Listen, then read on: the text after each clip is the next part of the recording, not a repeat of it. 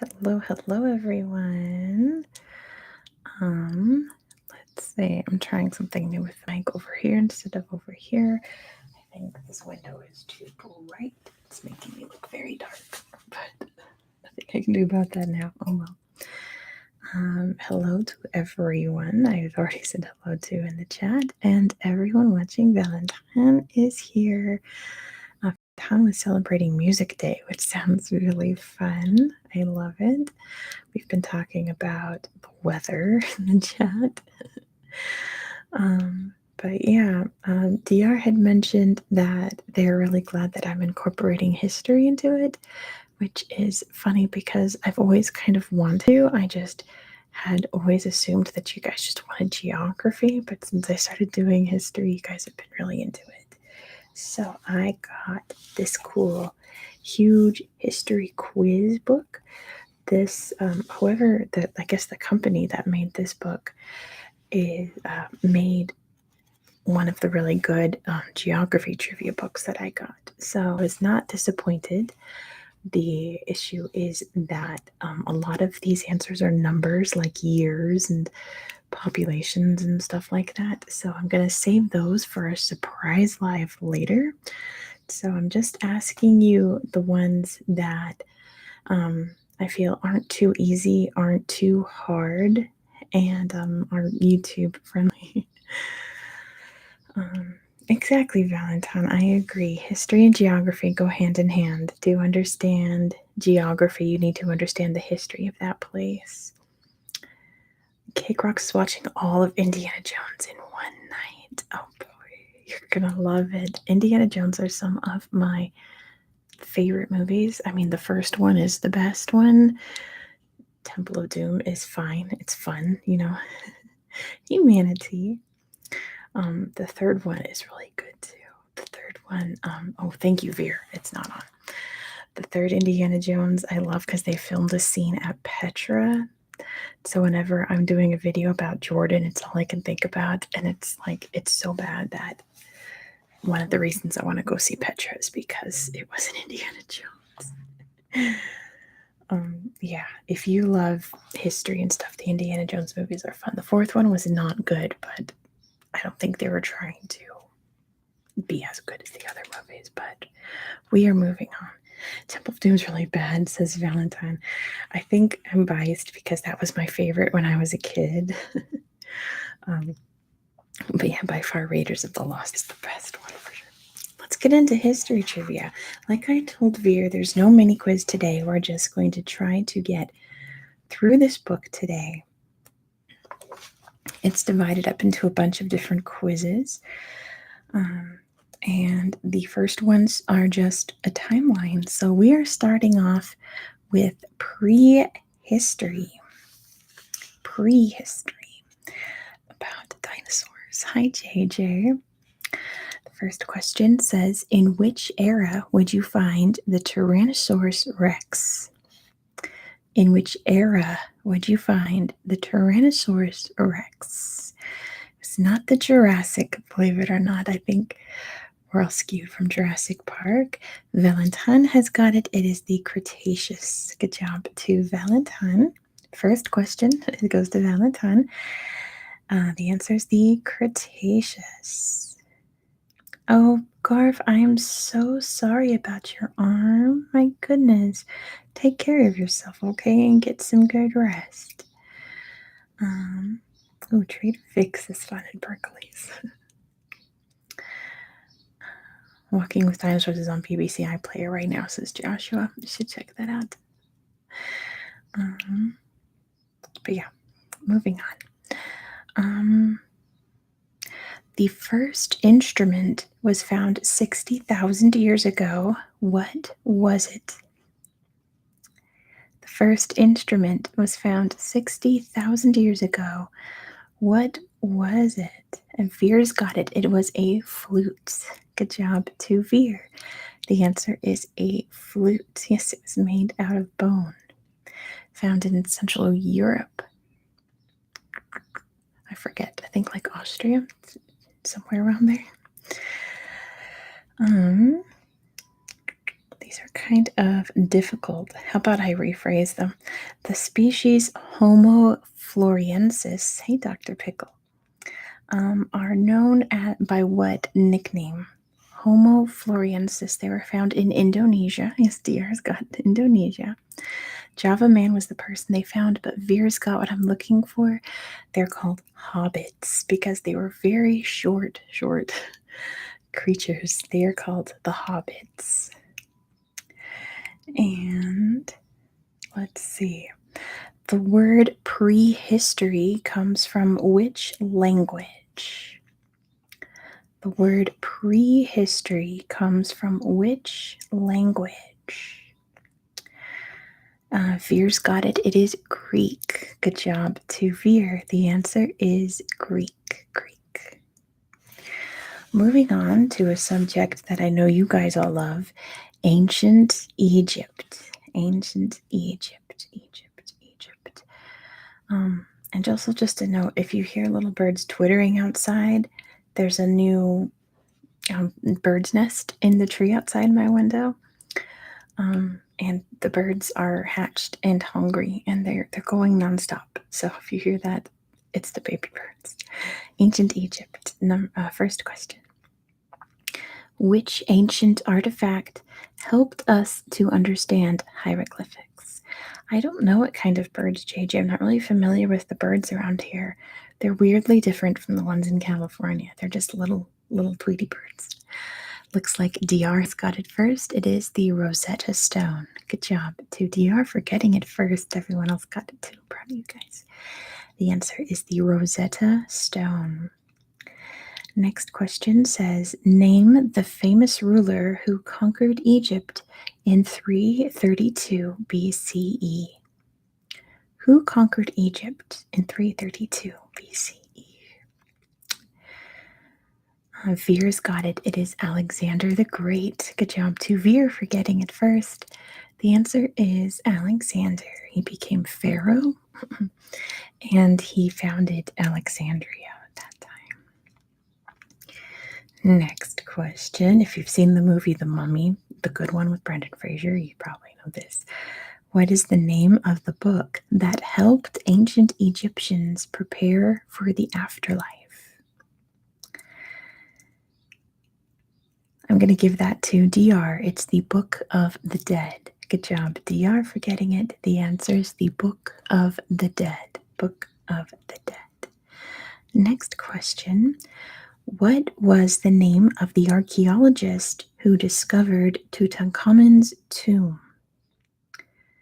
Which archaeologist discovered King Tut's tomb? DR's got it first. It is Howard Carter. Good job to DR for getting it first. The answer is Howard Carter. Howard Carter. Let's see. I skipped all these other ones. Good job, Veer, for saying the whole name. How many mummies were found in the Great Pyramid of Giza? Now, you know me. If I give you guys a number question, it's either really easy or it's a trick question. It looks like Smool has got it first. It is 0. Good job to Smool. Is that it? Is it Smoola? It's 0. There are no mummies found in the Great Pyramid of Giza because grave robbers got to it first, like hundreds and hundreds of years ago. Oh, and you know what? There's a little crowd here, but not enough likes. So if you've not done so yet, please give this video a little thumbs up. It really helps out my channel and it helps spread this stream while it's live so that more people can come and play with us. So please, if you have not done so, please give this video a thumbs up. Next question. What was the first body part to be removed during the mummification process? Small. You're going to be small. And Veer has got it first. It is the brain. Good job to Veer for getting it first. They would remove the brain first. Next question. What did the Eye of Horus symbolize? What did the Eye of Horus symbolize? It's called the Wajat. I'm going to give that to Veer. It's protection from evil. Good job to Veer. I'll accept protection. That's a good enough answer. The answer is protection from evil. Next question. What was the name of the place where the Egyptians buried their kings in tombs? What was the place where the Egyptians buried their kings in tombs? And DR's got it first. It is the Valley of the Kings. Good job to DR for getting it first. The answer is the Valley of the Kings. This next one says some of these have little explanations before the question. It says, pharaohs often wore the symbol of a serpent on their crowns to serve as protectors of Lower Egypt. Which serpent was this? What kind of snake did they wear on their headdresses if they ruled over Lower Egypt? Ben has got it. It is a cobra. Good job to Ben for getting it first. The answer is a cobra. A cobra. Next question, which is funny because I had this in my last history quiz, the one that I wrote. This one I did not write. Nefertiti was the wife of which pharaoh? Except I think I had it backwards last time. I had the pharaoh, and the answer is Nefertiti. DR has got it. It is Akhenaten. Good job to DR for getting it first. The answer is Akhenaten. Akhenaten. All right, I want to see who gets this one. Scientists have recently found DNA in King Tutankhamun's tomb, confirming multiple strains of which infection?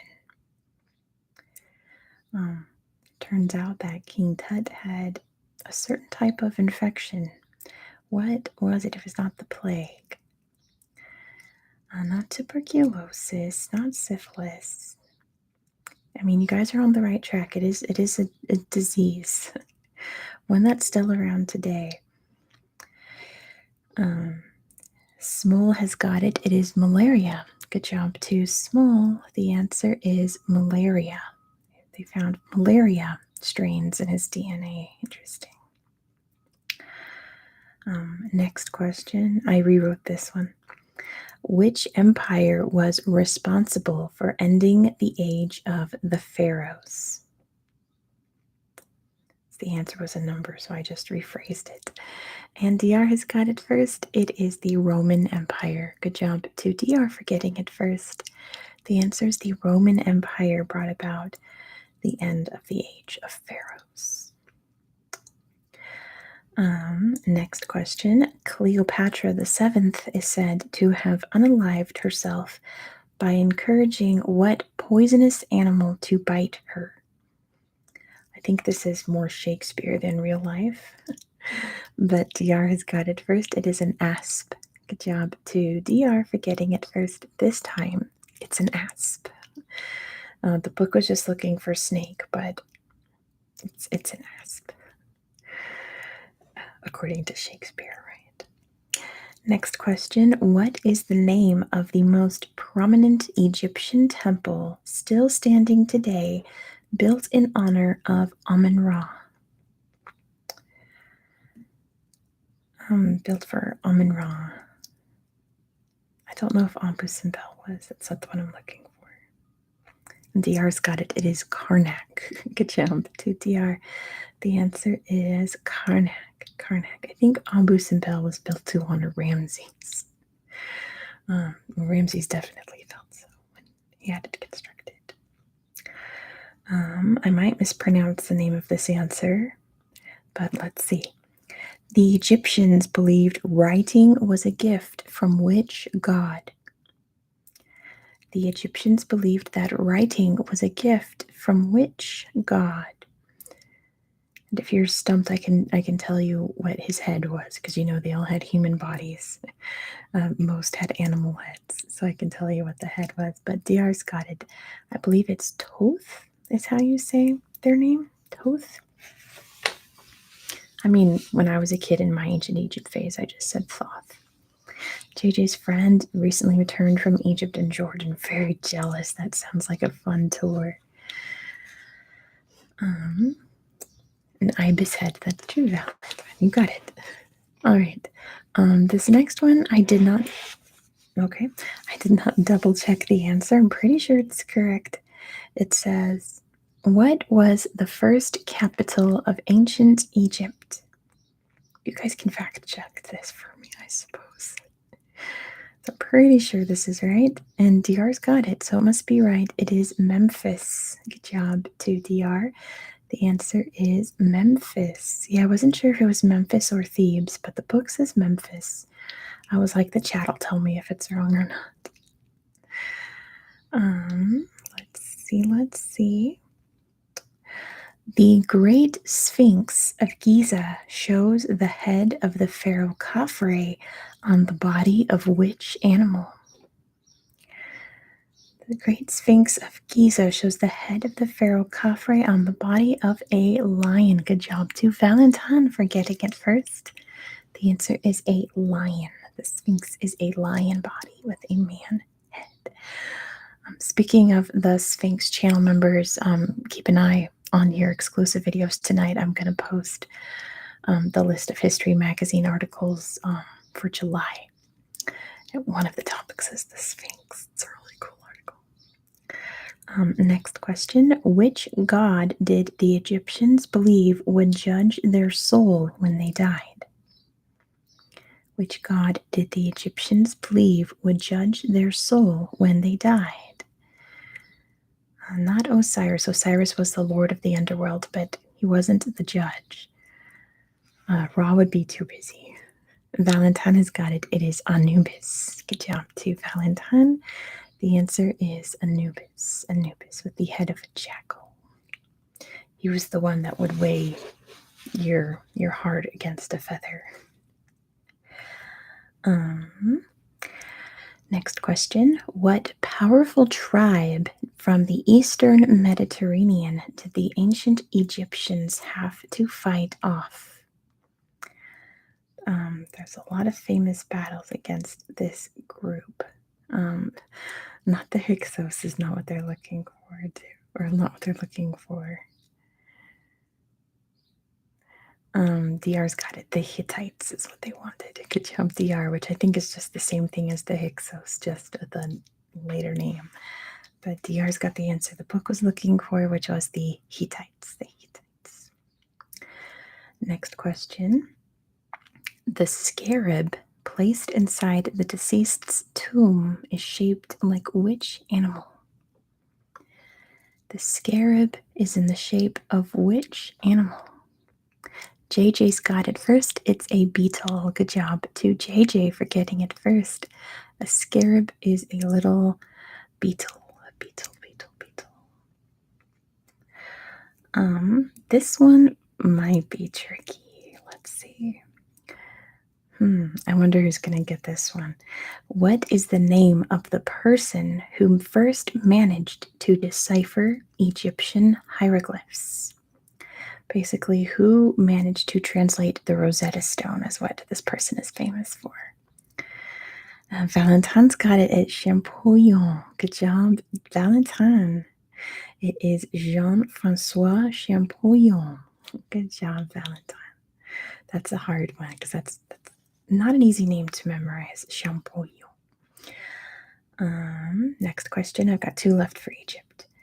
Which pharaoh changed the religion of Egypt from the worship of the god Amun to the worship of Aten?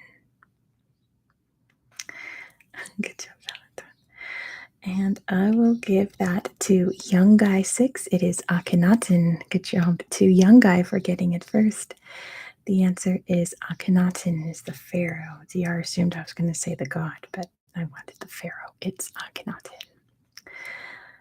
And last question for Egypt. What was the name of the first pyramid to be built? It's named after the person who it was made for, of course. So, what was the first pyramid called? Not Meroe, not Saqqara. Young guys got that it is a step pyramid.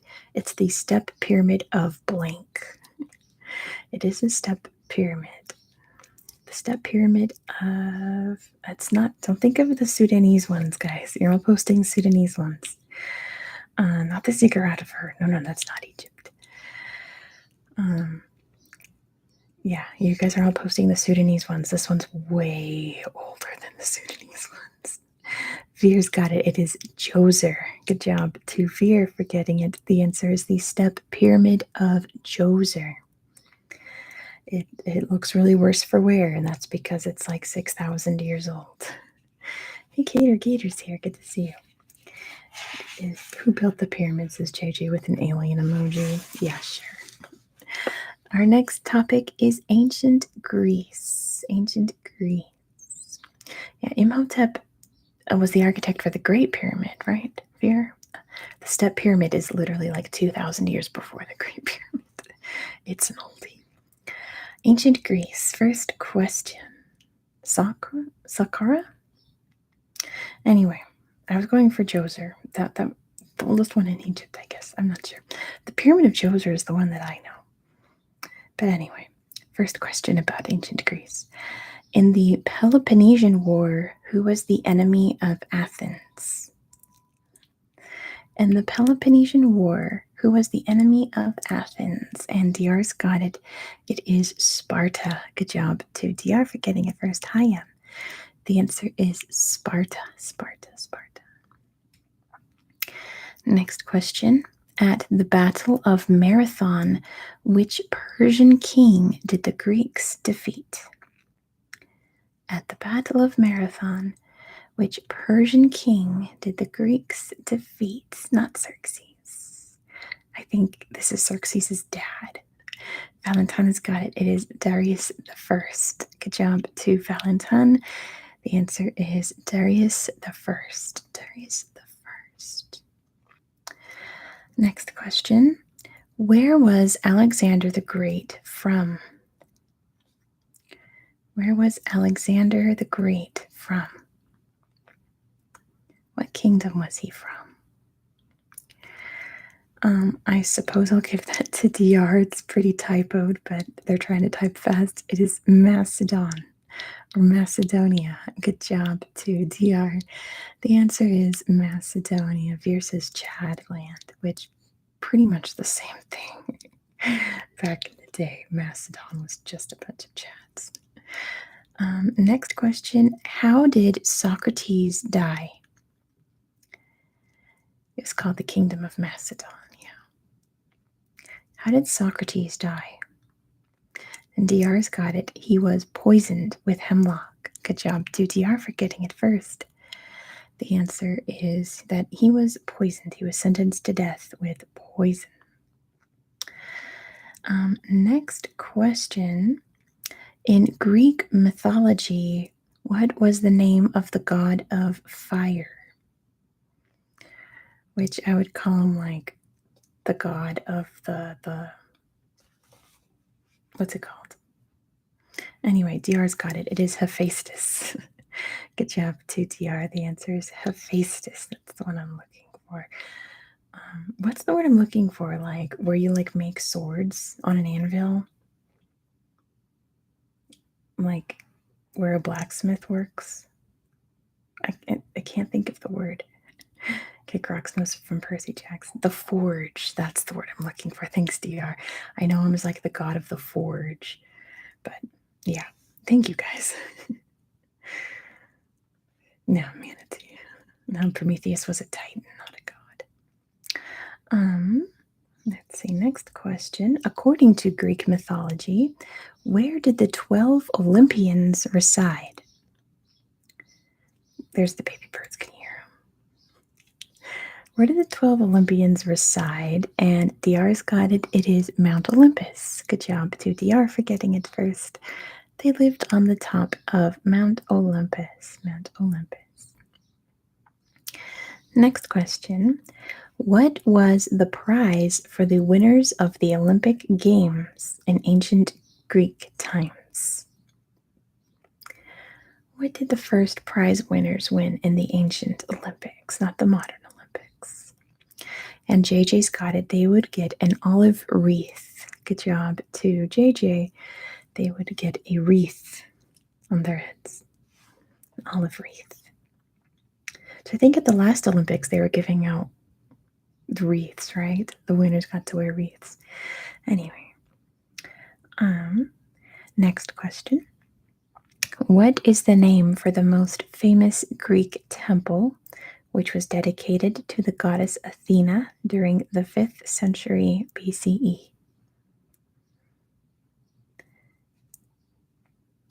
What's the very, very famous temple to Athena? And DR's got it first. It is the Parthenon. Good job to DR. The answer is the Parthenon. The Parthenon. Back to the ancient Olympics. What did the ancient Olympics athletes wear during competition? What did the ancient Olympic athletes wear while competing? And DR's got it. They were naked. Good job to DR for getting it first. They wore absolutely nothing in order to prove their strength. They were nude. Next question. What type of Greek monster was Cerberus? I'm sticking to my desk here. What type of Greek monster was Cerberus? Cerberus. Okay, points between Veer for getting dog first, and points to Kick Rocks for getting three-headed dog. So I'll split those between you. Veer got dog, he was a dog, but Kick Rocks has got the important part is that he had 3 heads. Good job, guys.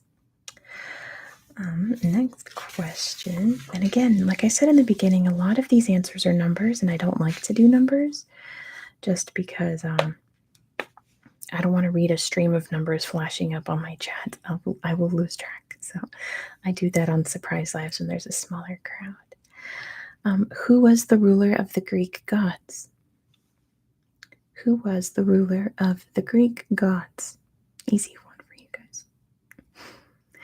Valentin has got it first. It was Zeus. Good job, Valentin. Getting it first. The answer was Zeus.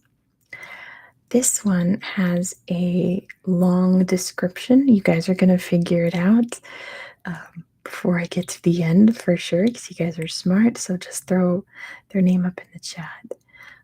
Yeah, Hades is really fun. I haven't played it, but I have friends that's like their favorite game ever. Anyway, this ancient Greek is the author of 2 epic poems called the Iliad and the Odyssey, and is considered to be one of the most influential authors in history. What was his name? And DR's got it first. It is Homer. Good job to DR for getting it first. The answer is Homer. Good job, you guys. Look at all these Homers. Blue dot red says dope.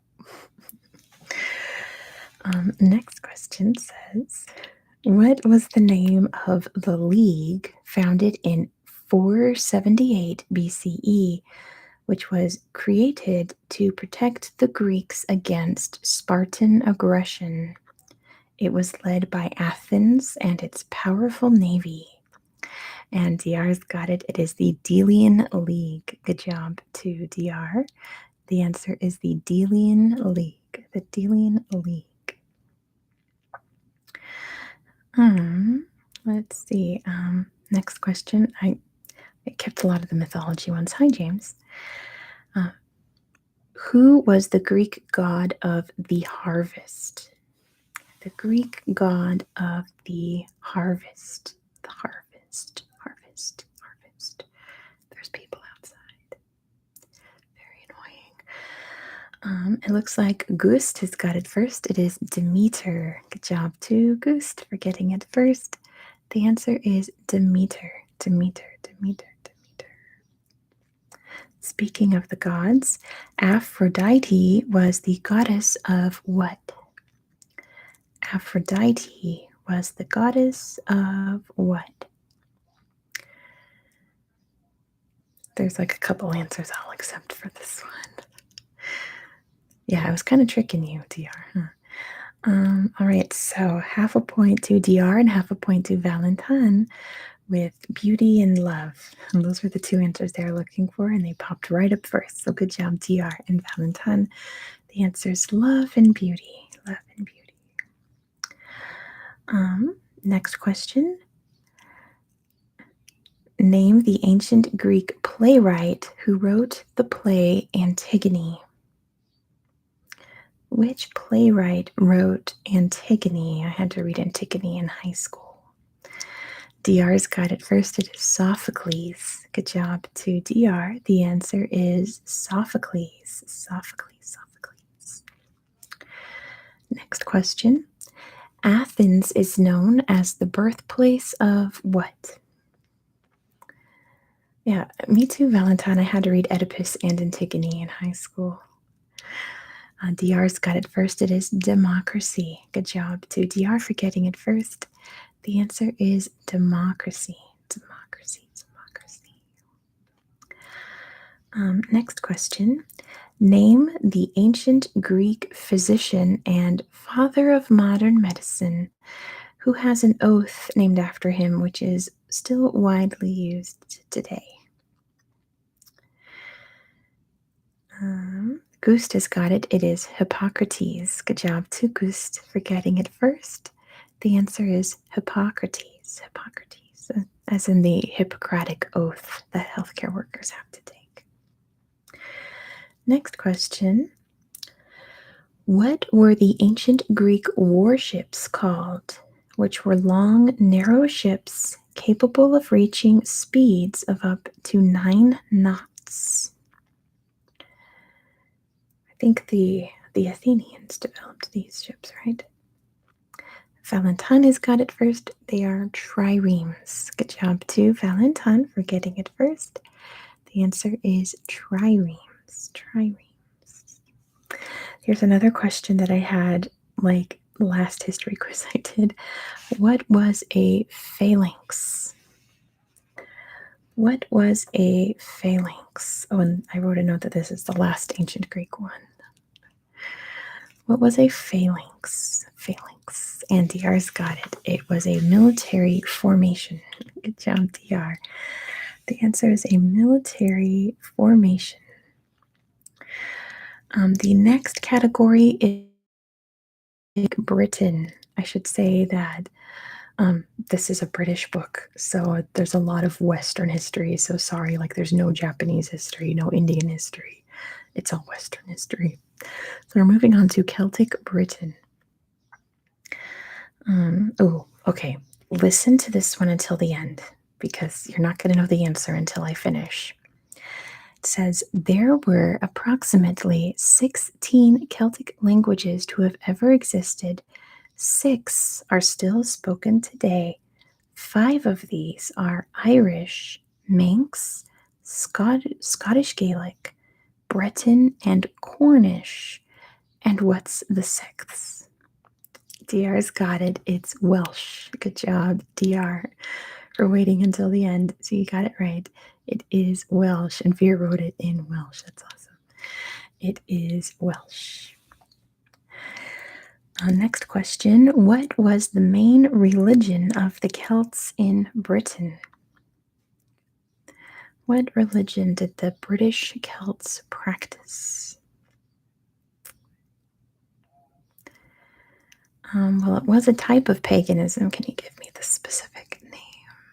Because they had a very specific type that only pertained to them that they developed. What was it called?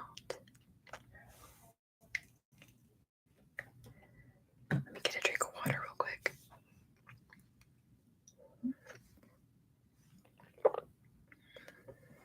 No energy drinks today because I drank my weekly one yesterday. What was their religion known as? If you think of like who their religious leaders were, then you'll get the name. I'll give that to Valentine. The answer I'm looking for is Druidry or Druidism, but I'll accept Druids. Good job, Valentine. The answer is Druidism or Druidry, which was led by the Druids. And the next question is, what was a Druid? Can you be more specific than my description? What was a Druid? Druid. Later Veer. Hold on to William the Conqueror. I'll give that to DR. They were a type of priest, or manatee says a religious leader is also correct. They were the priests and also the judges. They would convict people of crimes. They were like the high authority in the tribes. This one I have not double checked, but I assume it's correct. It says the Roman Empire, which ruled much of southern Europe at that time, referred to the Celts as Galli. What does this mean? Or Galli? So the Roman Empire called the Celts the Galli, Galli. What did that translate to? Don't think of it too hard. Just think of what the Romans thought of these people. And that's what it translated to. It's not ginger's fear. And it's not rooster, not like the Gallic rooster Valentine. Not white. I thought they were pretty white. Not French. Manatees got it. It's barbarians. Good job. To manatee. The answer is barbarians. Barbarians. Here is I want to see who gets this one. I'm curious. Who was the Celtic goddess of fertility and motherhood? Yeah, France did not exist back then. This all of Gaul, which we now know means barbarians, right? Not the Dagda. It is the Dagda's wife, though. This is a topic I know a lot about. Being a member of a Druid order IRL, I know who this is. The Googlers get it, says DR. Yeah, the Dagda was like the equivalent of Zeus. It would be his wife, so like the equivalent of Hera. Nope. I need the name of the goddess of fertility and motherhood. It does start with the letter D, though. The Celtic goddess of fertility and motherhood. Not Tutatis. I've never heard that, Valentine. Nope, not the one I'm looking for.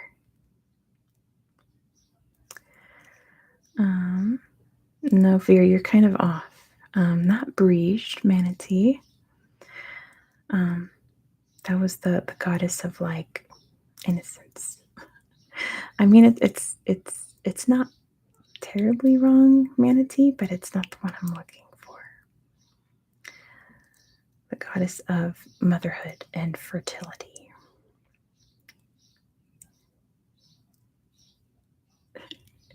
Asterix. I don't know if it's an Asterix. Veer's clinging to the fact that I said it starts with D and is putting any kind of Celtic sounding name that they're finding, but they are not correct. It is 4 letters. 4 letters.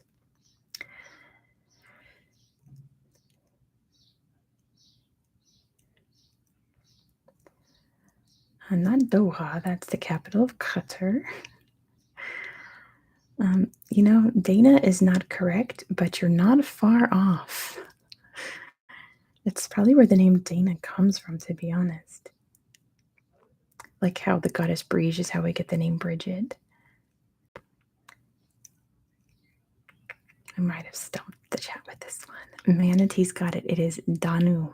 Good job, Manatee, for finding the answer. The answer is Danu. Danu. Let's go, Valentine. I should look into that. Next question. This one you're all going to get. This is like when you think of Celtic Britain, you think of this person. Which Celtic queen led a bloody revolt against the Romans? Which Celtic queen led a bloody revolt against the Romans? And DR has got it first. It is Boudica. Good job to DR. The answer is Boudica. Boudica. Boudica. Oop, I think that's it for Celtic Britain.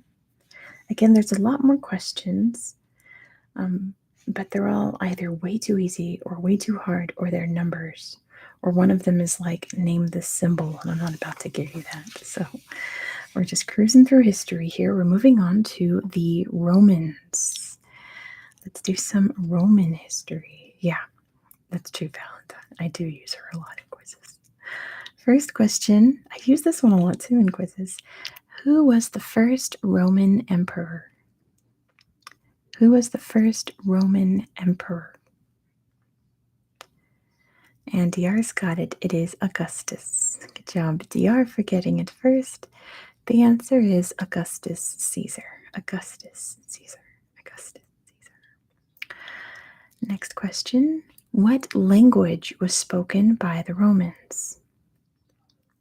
What language was spoken by the Romans? Yeah, like Fault in Our Stars, Augustus. DR has got it first. It is Latin. Good job to DR for getting it first. The answer is Latin. Latin. They spoke Latin. This next one is really long, but the question's at the beginning, so just feel free to throw the answer in the chat. Which emperor split the Roman Empire into two parts, the Western, including Rome, and the Eastern, including Constantinople? It says he did this because the empire was becoming too large to rule effectively.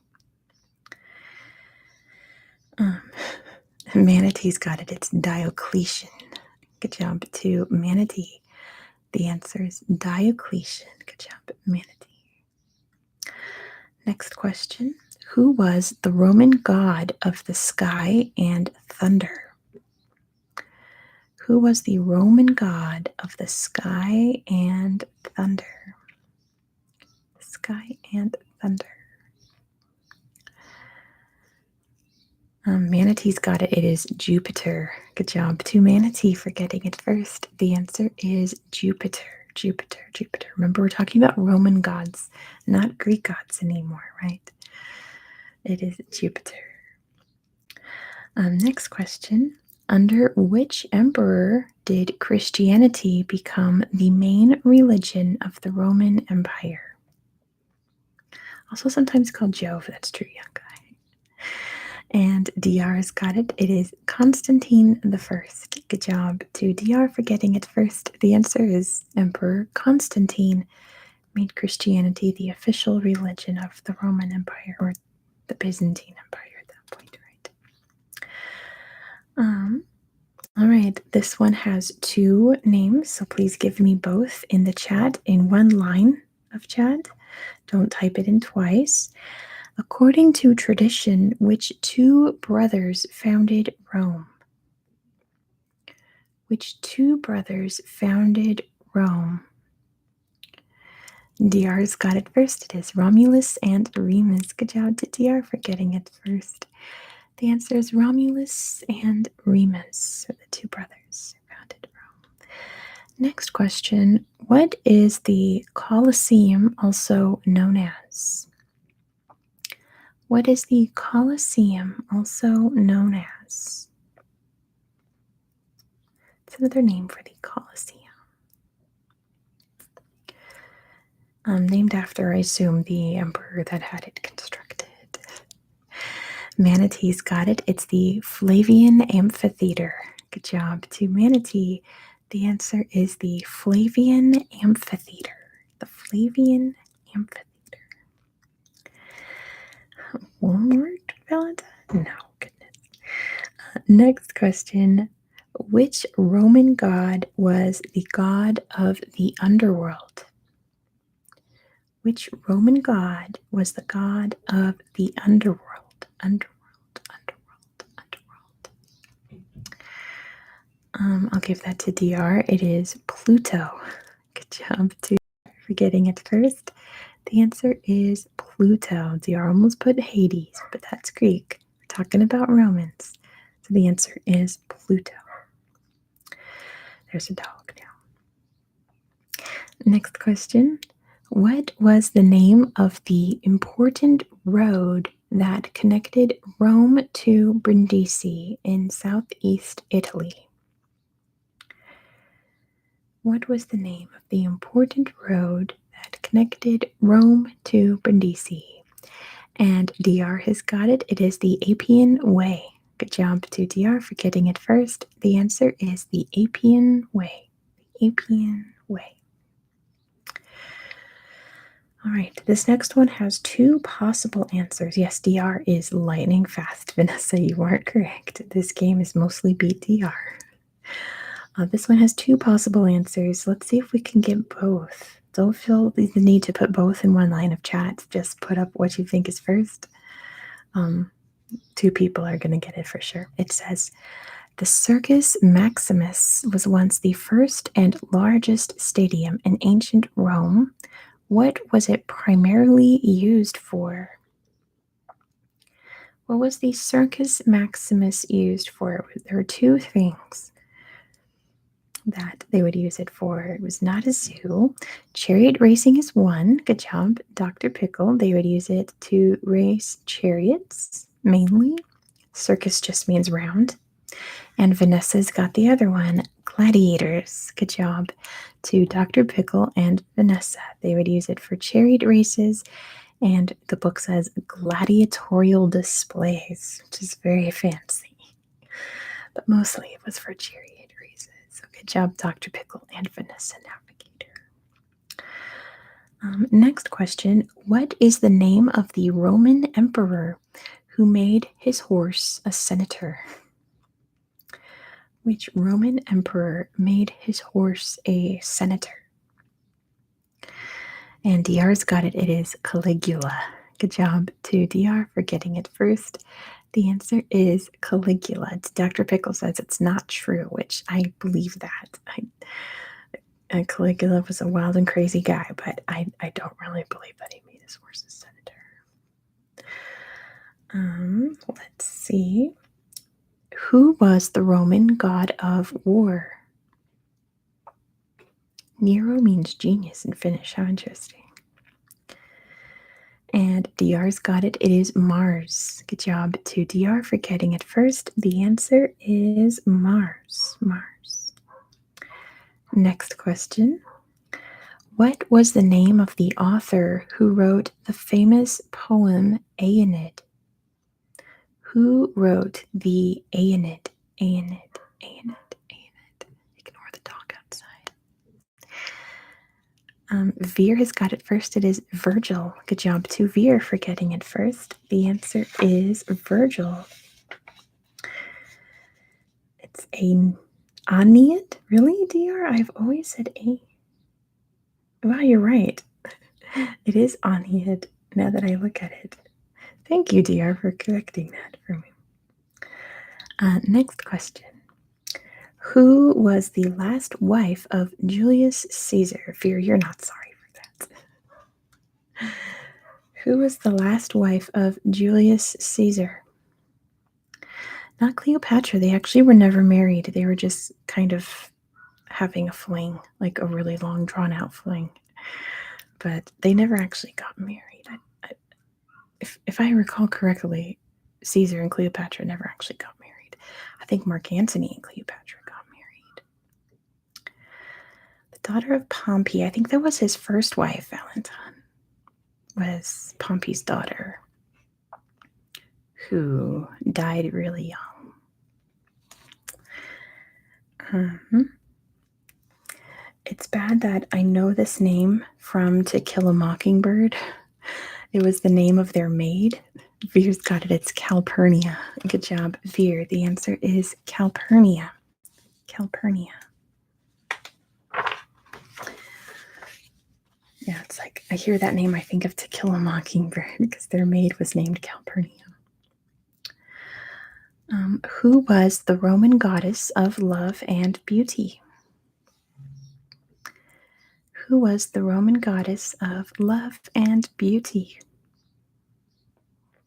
And DR's got it first. It is Venus. Good job, DR. The answer is Venus. Venus. Next question. The period of peace and prosperity in ancient Rome stretched from 27 BCE to 180 CE was often called the Pax Romana. I'll give that to Veer. The answer is the Pax Romana. Pax Romana. Pax Romana. Next question. I saved a lot of the god ones. Who was the Roman god of the sea? Who was the Roman god of the sea, the ocean? There's a lag in the video, young guy. Go ahead and refresh your stream, young guy, because we don't have a lag right now. Dr. Pickle has got it first. It is Neptune. Good job to Dr. Pickle for getting it first. The answer is Neptune. Neptune, Neptune, Neptune. Next question. What is the name of the famous church built under the direction of Justinian I? Oop, there's my brother. He has a very loud voice. He has just a very loud indoor voice. So I heard my sister correct him. Like, shh, gotta be quiet. And DR's got it first. It is the Hagia Sophia. Good job to DR for getting it first. The answer is the Hagia Sophia. The Hagia Sophia over in what's now Istanbul. Next question. What was the name of the privileged social class in ancient Roman society? So the lower class were the plebeians. What were the upper class called? And Veer has got it. It is patricians. Good job to Veer for getting it first. The answer is the patricians. Patricians, patricians. Next question. What was the name of the area where public meetings and markets were held? What was the name of the public area where meetings and markets were held? I need, oh yeah, thanks. Happy 4th of July to the Americans. Yeah, I think when I go live next will be the 5th, so yes. Looks like Valentin has got it first. It is the Forum. Good job to Valentin for getting it first. The answer is the Forum. I'm going to mute the mic so I can get an antacid because it's kind of loud, so give me a second, okay?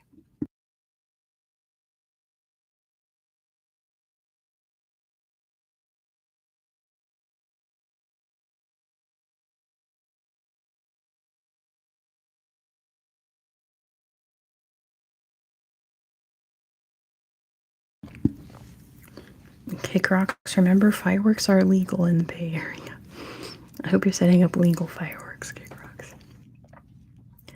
Anyway, next question.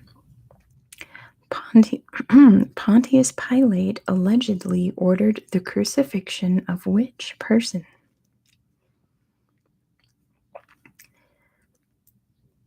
I mean, who was the most famous person to be crucified? Veer has got it first. It is Jesus. Good job to Veer for getting it first. The answer is Jesus. Yeah, Cake Rocks, there's still a lot of fireworks that are illegal in SAC, so be careful. Valentine was in New York City during the 4th of July last year. That's amazing. That must have been really, really neat. So last question on that page. Oh, we're on to the next category, which is the Anglo-Saxons. The Anglo-Saxons. Starting off easy. Which group of people invaded England in 1066? Which group of people invaded England in 1066? Okay, Kick Rocks is getting legal fireworks. Dr. Pickle's got it. It's the Normans. Good job, Dr. Pickle. The answer is the Normans. The Normans. The Normans. Next question. What is the name of the final Anglo-Saxon king? Who was the last Anglo-Saxon king?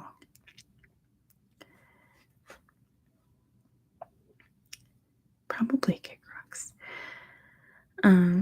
Or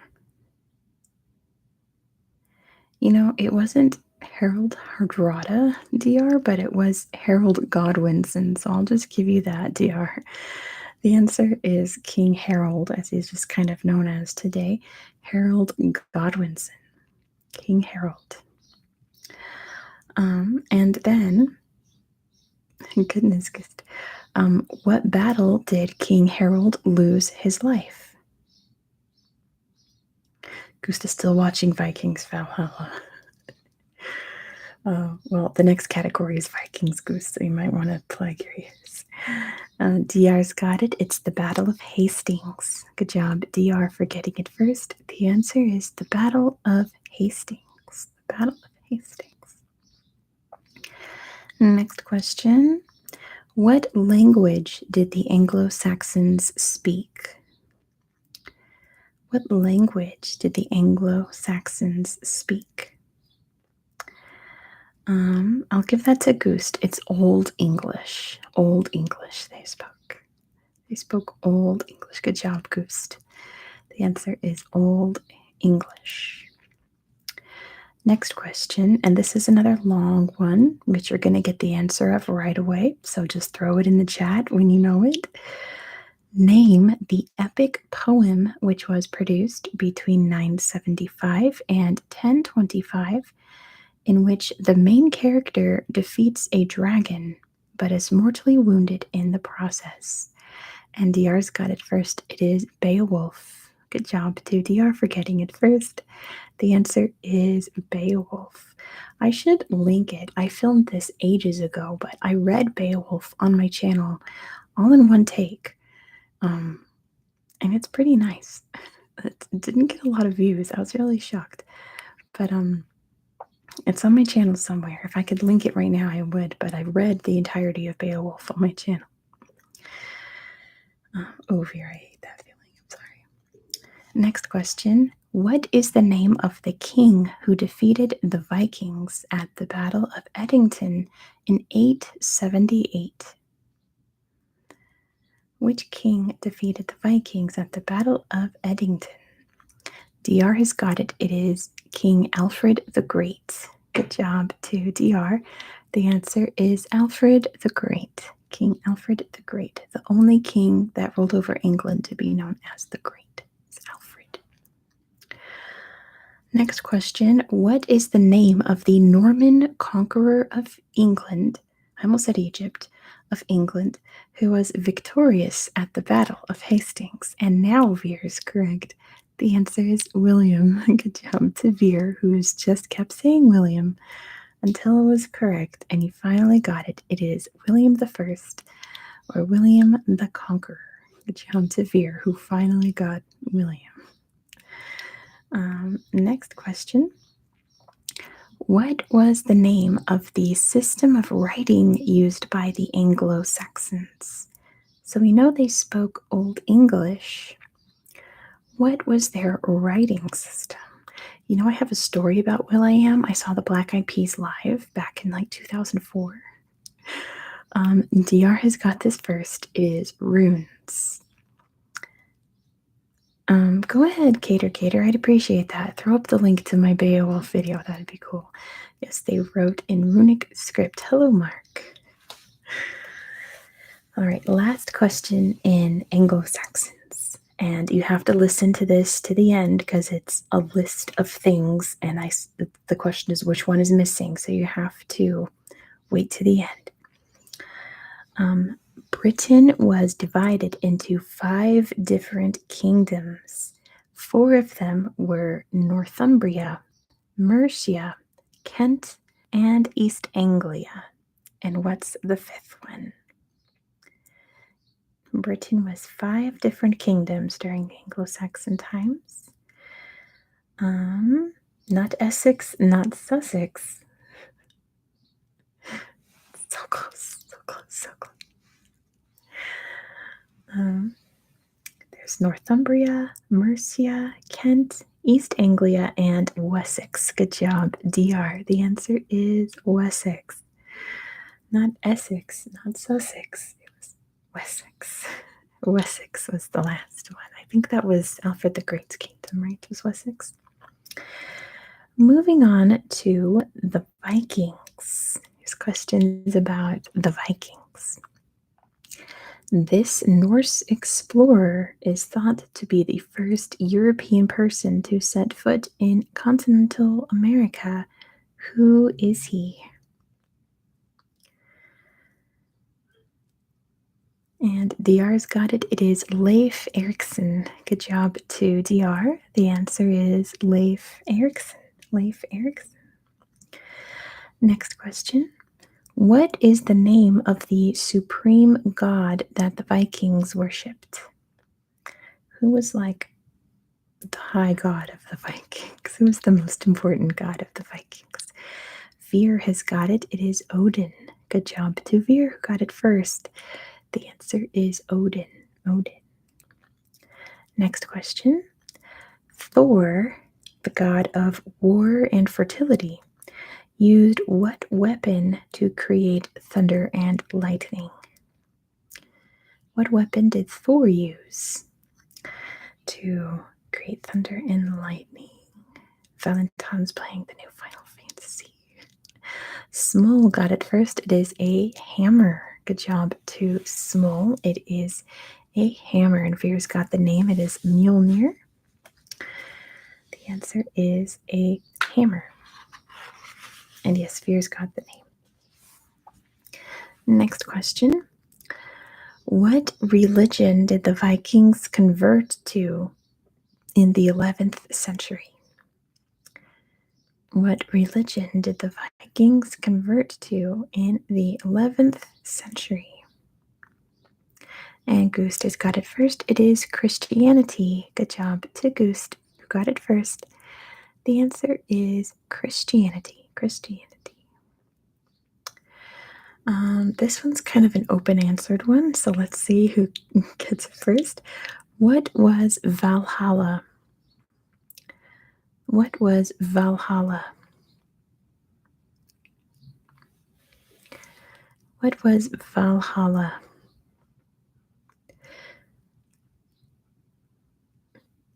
There's a pause while everyone types because this is one of the few like essay questions I left in. It was part of the afterlife. That goes to DR. It was a kind of heaven-like place, so that goes to Valentine. Who were the only people? Okay, Small got it. Only ones that died with honor. Yes. Kickrock said those who died valiantly. Yeah, it was the warriors' afterlife. Like Vanessa said, afterlife for warriors. But yes, it like the easy answer is it's the afterlife, but it was the hall where those who bravely died in battle got to feast forever with Odin.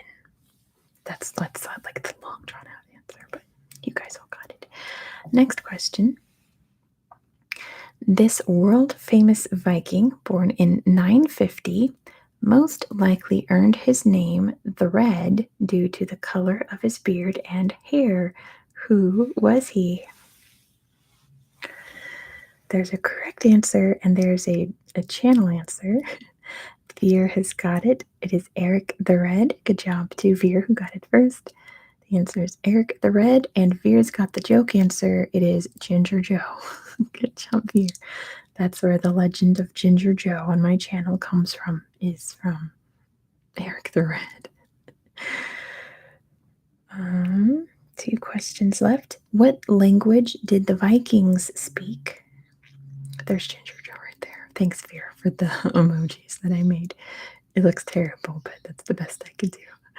And Veer's got the answer. It is Old Norse. Good job to Veer. The answer is Norse. Very old type of Norse language. First king to go on crusade was a Norwegian king. I believe that's Small. And last question for the Vikings. This person ruled as King of Denmark from 958 to 986. He shares his surname with a short range wireless technology.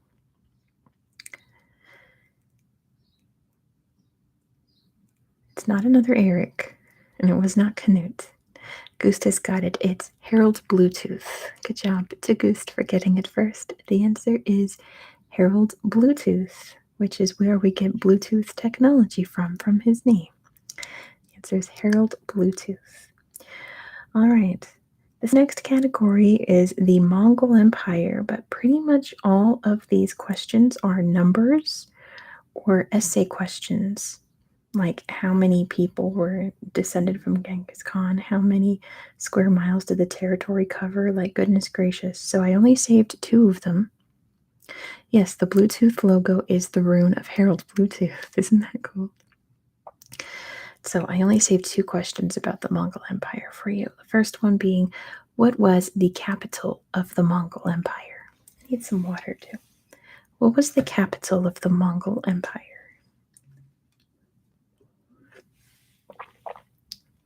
Smol has got it. It is Karakoram. Good job to Smol for getting it first. The answer is Karakoram.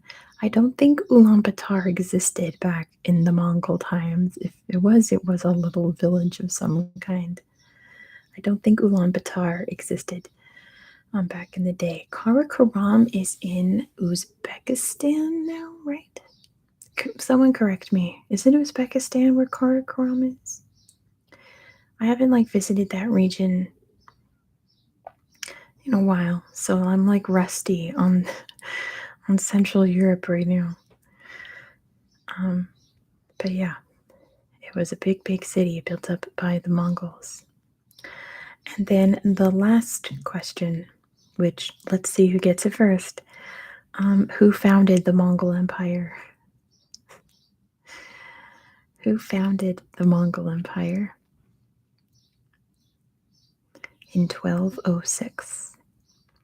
I'll give that to Veer, who put his Mongolian name. It is Genghis Khan. Good job, Veer, for getting it first. The answer is Genghis Khan, which apparently you're supposed to say Chinggis Khan is the correct pronunciation, but I mean, Genghis Khan. Don't worry, Valentine. We're moving on to the Ottoman Empire. The Ottoman Empire. Oh, thank you, James. Ulaanbaatar was founded in 1639. I feel like the Russians founded Ulaanbaatar, right? It wasn't called Ulaanbaatar back then.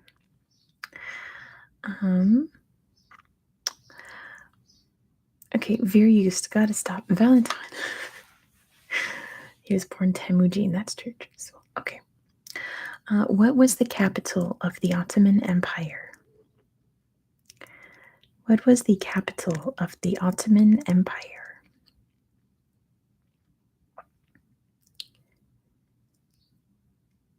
And DR's got it. It is Istanbul. Good job to DR for getting it first. The answer is Istanbul. Istanbul, as they changed the name to. Next question. Who was the founder of the Ottoman Empire? We just did the founder of the Mongol Empire. Who was the founder of the Ottoman Empire? Your hint is that it's where the word Ottoman comes from his name. Who was the founder of the Ottoman Empire? Thanks, Veer. Yeah. There we go. Smol's got it. It's Osman the First. Good job to Smol. The answer is Osman the First. Osman the First. Here comes an easy one. What was the primary religion of the Ottoman Empire? Yeah, I think everyone knows that song. What was the main religion of the Ottomans? And Smol has got it first. It is Islam. Good job to Smol for getting it first. The answer is Islam. It feels like all the questions about religion are just like really easy in this beginning section. They get a little harder toward the end. Next question. The Ottomans conquered Constantinople in 1453, but which sultan led it?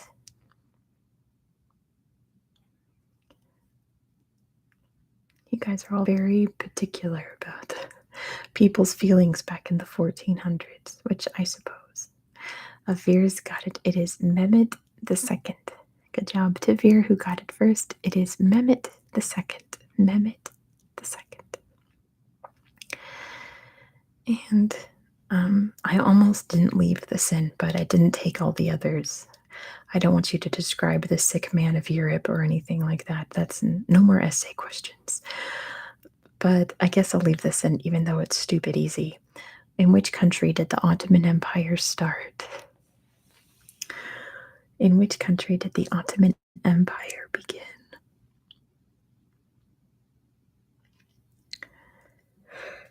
Oh, my goodness. I guess I'll give that to Gust. It is Turkey, right? It is Turkey. Yes, good job, Gust. It's Turkey, obviously. Next question, or next category is the I know DR. Like, this is just Western history, except I suppose this next category is technically Western history in a way. This next category is about the Aztecs. So here are questions about the Aztecs. In which modern day country did the Aztecs live in? In which modern day country did the Aztecs live in? Yeah, this is one of your favorite topics. And DR has got it first. It is Mexico. Good job to DR for getting it first. The answer is Mexico. Valentine says they changed the name in the 1920s to Istanbul, which I did not know, but I would believe that, Valentine, because that's very 1920s Turkey of them. So, okay, I suppose I will accept Constantinople as an acceptable answer to that question that I asked 5 questions ago. So I have no idea who asked it first or answered it first. But yes, the answer is Mexico, is where the Aztecs lived. What was the Aztec language called? Which still exists. So, what language did the Aztecs speak? Yeah, DR, it's all the same city. And DR's got it first. It is Nahuatl. Good job to DR for getting it first. The answer is Nahuatl. They spoke Nahuatl. This one wants you to give the name of the god, but I'm not about to have you type out Aztec gods. So I'm going to flip the question. Huitzilopochtli was the Aztec god of what? Right, Valentine? We need Nahuatl ASMR. Not death, not love. Huitzilopochtli, like the most important god for the Aztecs. Like, they had a lot of important gods, but Huitzilopochtli was like the most important one. What was he the god of? Death is kind of close. And he might have been an underworld god, but I do not know. I actually don't know anything about the Aztec afterlife. Not sacrifice, but you're on the right track. It's not as complicated as you're making it. Something that the Aztecs really loved to do a lot. Something that the Aztecs did constantly. Huitzilopochtli. This is also the god that led them to the area where they built their capital. I'll give that to Valentine. It's war, so fighting. I'll accept fighting. He was the god of war. He was their wartime god that they prayed to before, during, and after battles, and sacrificed many people to. One of the questions is, what body part did they sacrifice? Yeah, I'm not going to put that in the chat. I don't want... I left out any of the graphic questions. Google says the sun and water, young guy? Really? I have never heard Huitzilopochtli described as that. I've always known him as like the warrior god who led the Aztecs. He was the one that said, "You'll build your city where you'll see the eagle eating a snake on a cactus." Like, that's how I know Huitzilopochtli. How do I write the name? Oh, goodness, you're going to make me type out Huitzilopochtli. Fine. I'll give you some typing ASMR. And then we'll move on. Huitzilopochtli. Make sure I'm getting it right. No. There. Sun and war. There we go, young guy. Okay. That makes more sense, young guy. All right. Next question, which I think is the last one. Oh, no, there's a couple more for the Aztecs. Which European power eventually overthrew the Aztec Empire? Oh, I put 2 H's in the front. Thanks, Fear. That's much better. Small has got it first. It is the Spanish. Good job to Small. The answer is the Spanish. Next question. Which disease had a devastating outbreak for the Aztecs following the arrival of the Europeans, allowing them to easily take the capital city? Manatee's got it first. It is smallpox. Good job to Manatee for getting it first. The answer was smallpox devastated the Aztecs.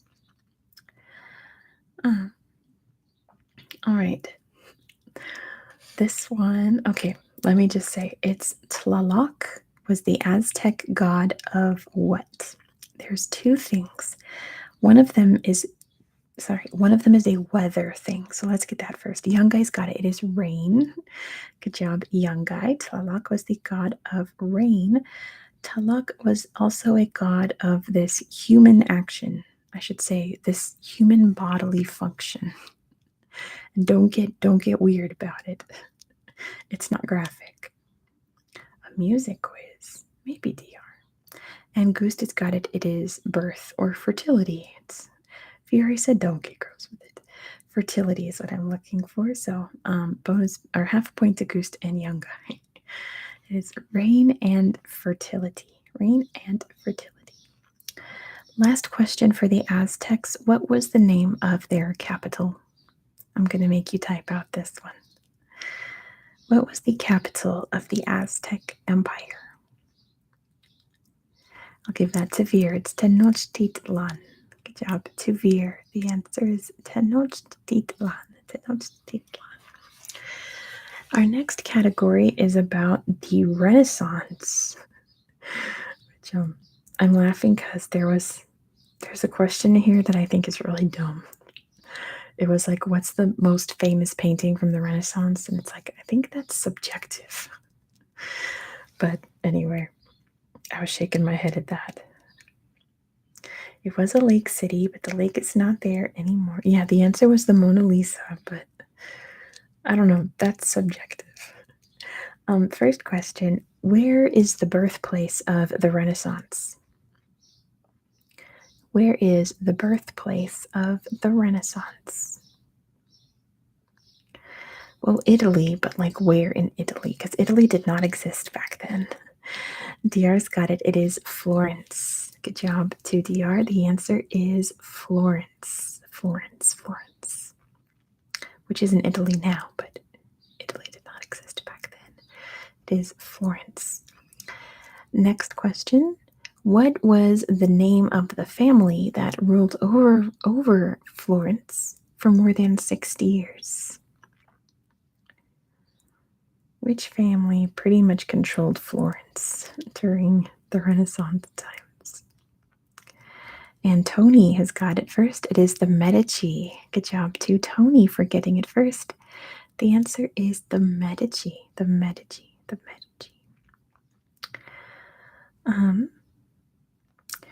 Which artist painted the Mona Lisa? Yeah, the Borgias were in control of Rome. Who painted the Mona Lisa? Leo Veer, my goodness. Okay, half a point to Veer for the little answer. Another point to Gust for getting the last name, which is Da Vinci. Good job to Gust and to a lesser extent Veer for putting Leo. The answer is Leonardo da Vinci. Leonardo da Vinci. You guys are funny. Leonardo da Vinci. Next question. What does the word Renaissance mean? What does Renaissance translate to? What does the word Renaissance mean?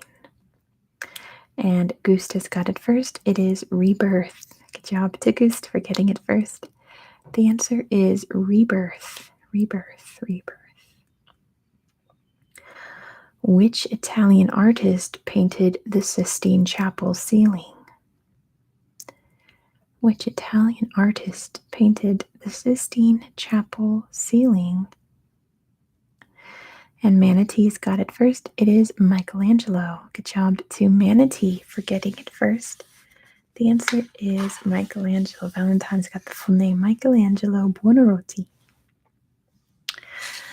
Next question. What did Johannes Gutenberg invent in 1450, which would change the world as they knew it? Michelangelo is my favorite turtle. Yeah, exactly, Dr. Pickle. It's a mouthful. And I'll give that to Veer. It's the printing press. Good job to Veer for getting it first. The answer is the printing press. Printing press, printing press, printing press. Printing press. There we go. You can hear the wind outside? My goodness. Is it going to rain again? Well, it looks like it is. You can't tell from the bright sunlight outside, but it's getting cloudy, believe it or not, despite all these bright rays coming in. Next question. Name the Italian diplomat, author, and philosopher who wrote The Prince, which was published in 1532. And Gust has got it. It is Machiavelli. Good job to Gust for getting it first. The answer is Machiavelli. Niccolo Machiavelli. I haven't seen the new Spider-Man, but my sister really loved it. All right, this is another long question, which you're going to get the answer to right off the bat. So just throw the answer into the chat. This Italian astronomer, physicist, and philosopher is considered to be the father of modern physics. His discoveries about the moon, Jupiter's moons, Venus, and sunspots supported the idea that the Earth was not the center of the universe, but rather the sun was. And he was Galileo. Looks like Valentine got it first. The answer is Galileo. Galileo. Good job to Valentine for getting that first. It is Galileo. Next question. Which famous English poet and playwright wrote Romeo and Juliet? Who wrote Romeo and Juliet? And Veer got it. The answer is Shakespeare. Good job to Veer for getting it first. The answer is William Shakespeare. And last question, speaking of the turtles, what type of art was Donatello best known for? You guys, when I was like 6 years old, my whole life revolved around Teenage Mutant Ninja Turtles. I was so into it as a little kid. I had all their little action figures. Valentine has never read Shakespeare. Where's best to start? Honestly, Romeo and Juliet is a good place to start. Hold that thought. Veer's got it first. It is sculptures. Good job, Veer. He was a sculptor. Good job, Veer, for getting that correct. Romeo and Juliet is a tragedy, but there's some random funny parts in there. And it's kind of the more straightforward one. Either Romeo or I really like Much Ado About Nothing, because I feel like the humor in that isn't really like You don't have to like research what it means. It's just funny. Like Much Ado About Nothing is really funny. But then I was going to say DR slipped in there. Hamlet is a masterpiece, but I wouldn't recommend it to start Shakespeare because Hamlet is pretty heavy and very depressing. The funny moments aren't even that funny. They're just kind of weird. But Hamlet is a masterpiece, but it's Valentine would rather read a tragedy. Well, then start with Romeo because that is a tragedy. There's funny parts in it to lighten the mood, which are pretty funny, but Romeo and Juliet is a tragedy at the very end of it. Macbeth is also really great, but that's kind of hard to slog through if you're a Shakespeare beginner.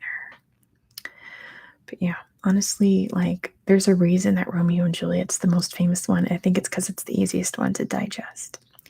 Moving on, our next category is the Inca Empire, which I only grabbed a couple questions from because most of these are numbers. So, what is the name of the Inca citadel located in southern Peru, often referred to as the Lost City of the Incas? Lost City of the Incas. And Veer's got it. It is Machu Picchu. Good job to Veer for getting it first. The answer is Machu Picchu. Machu Picchu in Peru. This was in my history last time. What was the capital of the Inca Empire? What was the capital of the Inca Empire? Don't put Machu Picchu, my goodness. Fear says the Incas are the reason they got into history. That's amazing. DR has got it first. It is Cusco.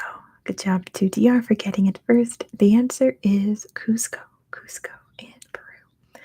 I realized I spoiled one of the questions was what area did the Inca Empire originate from, but that's an easy one. We'll skip it. All right. The Inca peoples, yes, that's where Emperor Cusco is from. The Inca people's clothing was made from the wool of which animal? The Inca people's clothing, which there's two possible answers here. So let's see. Veer's got alpacas and Dr. Pickle's got llamas. Good job to Veer and Dr. Pickle. The answer is alpacas and llamas. Alpacas and llamas they used. What was the main language spoken by the Incas? What was the language that the Incas spoke, which also still exists today? What language did they speak? And Young Guy has got it first. It is Quechua. Good job to Young Guy.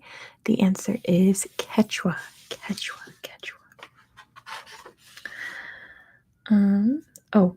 One more question about the Incas, and it's kind of an essay question. What was Quipu? What was Quipu? They're coming after me. Can you hear the sirens? What was Quipu? What was it made out of, and what was it used for? Yeah, Dr. Pickle, how they kept track of record keeping, including llamas, yes. And DR has got that it was made of threads. It was made out of knots. And what's interesting is that Quipu means paint and finish off here. We can't decipher it today. We don't know what exactly, like we know what it was. We know that it was a form of record keeping. It was their way of keeping tracks of things, but we can't decipher it today.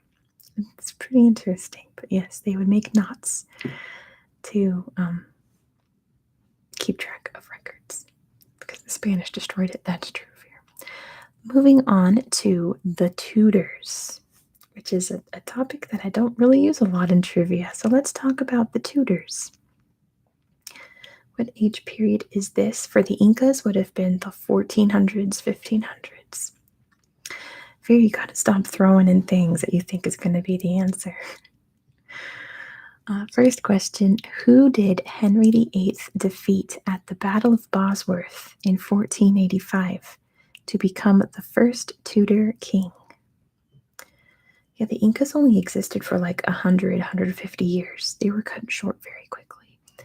DR has got it first. It is Richard III. Good job to DR for getting it first. Very famously, Richard III was defeated at the Battle of Bosworth. This question has two answers. It is two names, so please put both names in one line of chat. We'll see who gets it first. Which two wives of Henry VIII were beheaded? Which of Henry VIII's 6 wives were beheaded? There were 2 of them. Pardon me, hiccup. Oh, it did say Henry VII. I'm sorry. I said Henry VIII. It is Henry VII. Even the book says Henry VII. Let's see. I'll give that to DR. It's Anne Boleyn and Catherine Howard. Good job to DR. It is Anne Boleyn and Catherine Howard were the ones that were beheaded. I need some water, my goodness.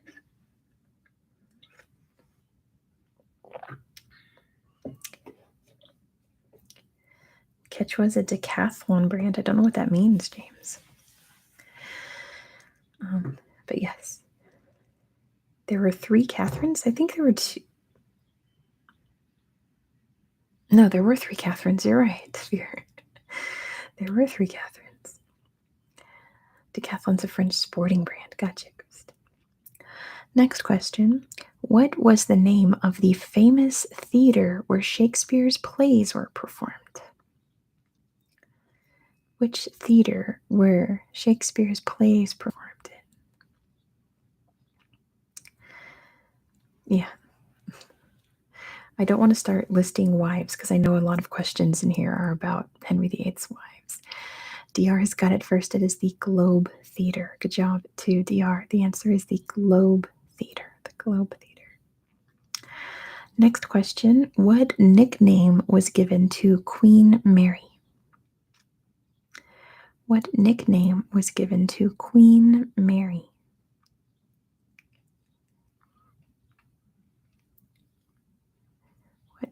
What is like Queen Mary known as today? Goost has got it. It is Bloody Mary. Good job to Goost for getting it first. The answer is Bloody Mary. I guess I should have been more specific as there was a Mary Queen of Scots too. I was talking about Bloody Mary. I should have said like Queen Mary of England. Anyway, Henry VIII married.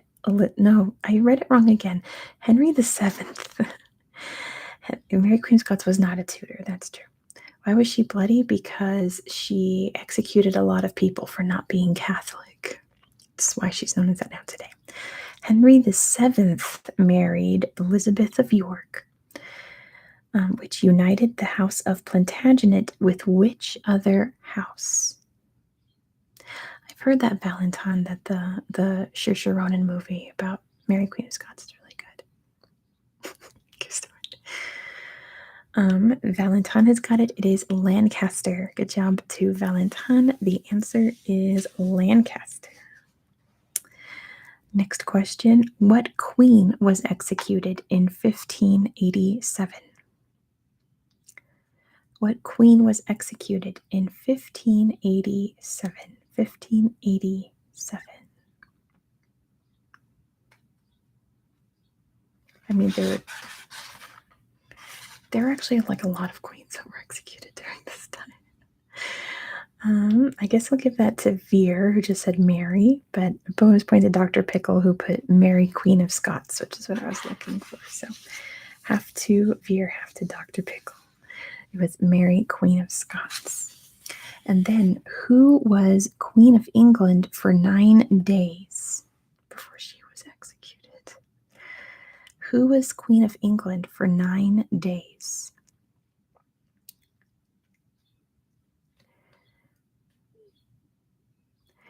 And I'll give that to Dr. Pickle. It's Lady Jane Grey. Good job. I guess bonus point to DR for putting Lady Jane Grey. And Dr. Pickle just put Jane. Points to both of you. The answer is Lady Jane Grey. Next question. What was the name of the principal advisor of Henry VIII who was executed in 1540 for treason and heresy. I mean, Henry VIII executed a lot of people, so don't get confused. Which one was his main advisor, who he killed for? Oh, I think I've got a lag. Oh my goodness. Oh dear, oh dear. Adjust my seat while it's lagging, I guess. There we go. Coming back. There we go. I'm coming back. Is it back? It's not totally back. Okay, not looking for Thomas More. Yeah, sorry about the lag. I think it's back to normal now. It was a Thomas. He executed a lot of Thomases. A lot of Thomases were executed, so it was a Thomas. Which Thomas was it? Yeah, I think I'm back now. Sorry about that. Oh, no, still trying. Okay. Okay, it's Thomas C. It starts with a C. My goodness, Veer. Thomas C. It starts with a C. First name Thomas. DR's got it. Thomas Cromwell. Good job, DR. It is Thomas Cromwell. Thomas Cromwell. And then it says, what happened to Thomas Cranmer, the Archbishop of Canterbury, during the Tudor period? Pretty much, he was executed. How was he executed? How was Thomas Cranmer executed? And Goost got it. He was burned at the stake. Good job to Goost for getting it first. He was burned at the stake. Believe it or not beheaded. How interesting. Next question. Which woman did Henry VIII marry, which led to his break with the Roman Catholic Church? Which of Henry VIII's wives was responsible for him breaking off relations with the Roman Catholic Church? Veer has got it. It is Anne Boleyn. Good job to Veer. The answer is Anne Boleyn. Anne Boleyn. I guess you guys have a 1 in 6 chance, right? All right, let's see who gets this one. What was the name of the famous artist who was Henry VIII's personal painter? Who was Henry VIII's personal painter who painted all of his very famous portraits? And DR's got it. It's Hans Holbein. Good job to DR. It is Hans Holbein the Younger, to be specific.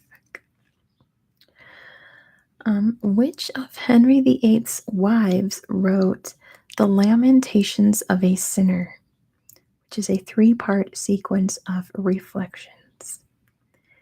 Which of Henry VIII's wives wrote The Lamentations of a Sinner? Again, a 1 in 6 chance, right? Not Catherine of Aragon, not Anne of Cleves, not Jane Seymour. Got 3 left. Who could it be? Who wrote? It was kind of the educated one. It was the one that was very, very book smart. You can't just say, okay, I'm giving that to Veer. It's Catherine Parr. Because you can't just say Catherine. There were 3 of them, as we established. It was Catherine Parr. Good job, Veer. The answer is Catherine Parr. What is the name of the emblem of England during the Tudor period? What was the name of the emblem of England during the Tudor period? Say Catherine. No, that won't count. Veer's got it. It's the Tudor rose. Good job to Veer. The answer is the Tudor rose. The Tudor rose.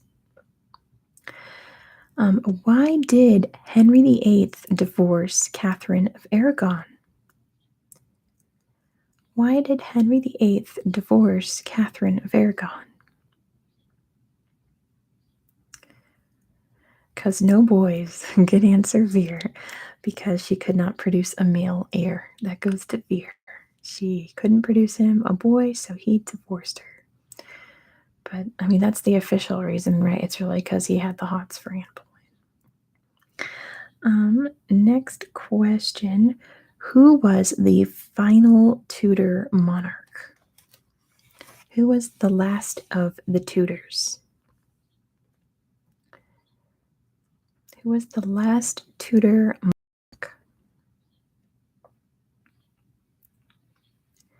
Wasn't it no children? She gave birth to Mary the First, but she didn't have a boy. Veer's got it. It's Elizabeth the First. Good job to Veer. The answer is Elizabeth the First. Elizabeth the First. All right. There's a couple more. Okay. Good night, DR. DR is hanging up their hat. Have a good night, DR. I'll see you next week for sure. Thanks for playing along. Who did Henry VIII divorce after 6 months? Which of Henry's wives did he divorce after 6 months of marriage? Because he thought she was really ugly.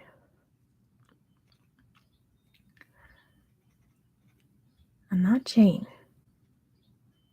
Someone who died, says Kick Rocks. My goodness. Dr. Pickle's got it. It's Anne of Cleves. Good job, Dr. Pickle. The answer is Anne of Cleves. Anne of Cleves. What was the name of Henry VIII's most famous ship? What was his? She was not ugly. Yeah, probably Veer, but that was his opinion. What was the name of Henry VIII's ship? This big famous ship that sank. Right, Valentine? I mean, they remained friends. They stayed together, but they weren't married. They were just like, it was very platonic. They never consummated the marriage or anything. What was the name of Henry VIII's ship? And I think this is the last. Yes, this is the last Tudor one. We'll move on after this. The ship. If we need a hint, making sure it's not lacking, guys just don't actually know. Part of it is.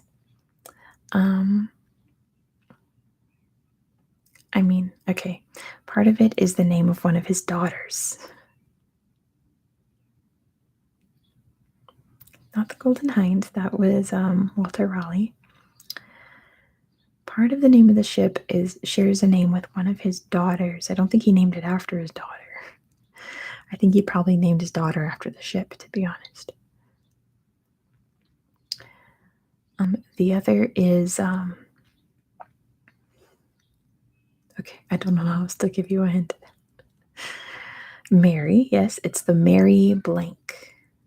The Mary Blank, which is the name of his crest. That's the hint I can give you. It's his type of crest. Mary Blank. I'm getting really sleepy. Anyone else getting sleepy? Not the Mary Celeste. That's a whole different story. The Mary Rose. Good job, Veer. The answer is the Mary Rose. All right. Next category is the Napoleonic Wars. The Napoleonic Wars. Which battle did Napoleon face his final defeat? Veer's wide awake. I had one of those days where, like, I slept so hard that when I woke up, I was still tired. But I slept like a rock. Goose got it. It is Waterloo. Good job to Goose. The answer is Waterloo. You know why? It's because I was watching the new Ting Ting ASMR video. She knocks me out so hard. But yes, the answer is the Battle of Waterloo. Waterloo. Next question. Yeah, we're not going to sing the song, even though it's one of my favorite songs. In 1812, Napoleon led an invasion of Russia in which his army was forced to retreat. What was the name of this battle? What big battle in Russia was what forced Napoleon to retreat out of Russia? It was kind of a disaster. battle was that? Oh, I had a lag. My goodness. Goodness, I might have to cut this short if the lag gets any worse than this.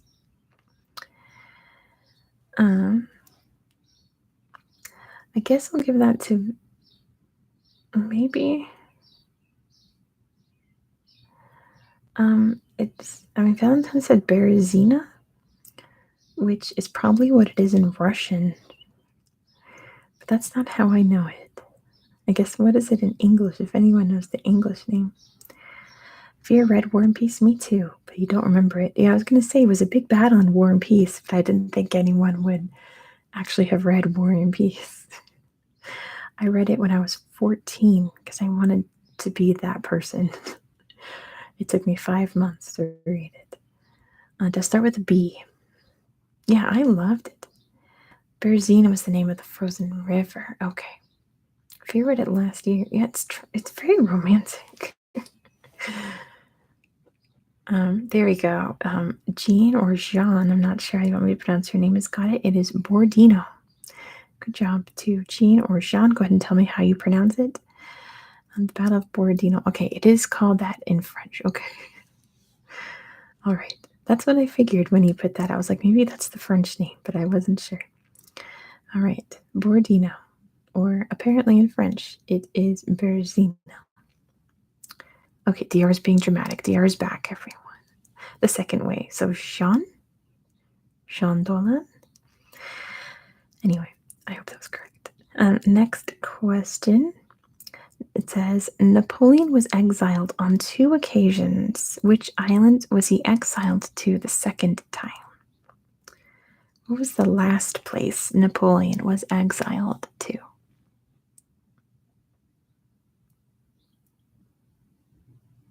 Oh, interesting, Valentine. DR put both. I only need one, so I'm going to give that to Gust. It is St. Helena.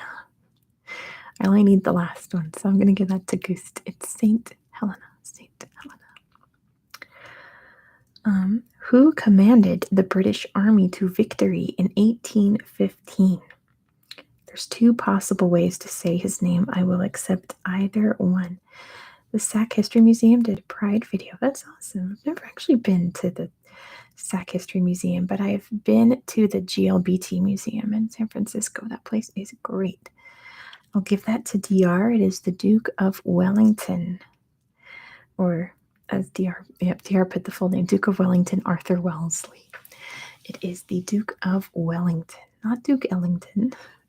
The Duke of Wellington. Duke Ellington is a jazz musician. That would have been pretty epic if he defeated Napoleon.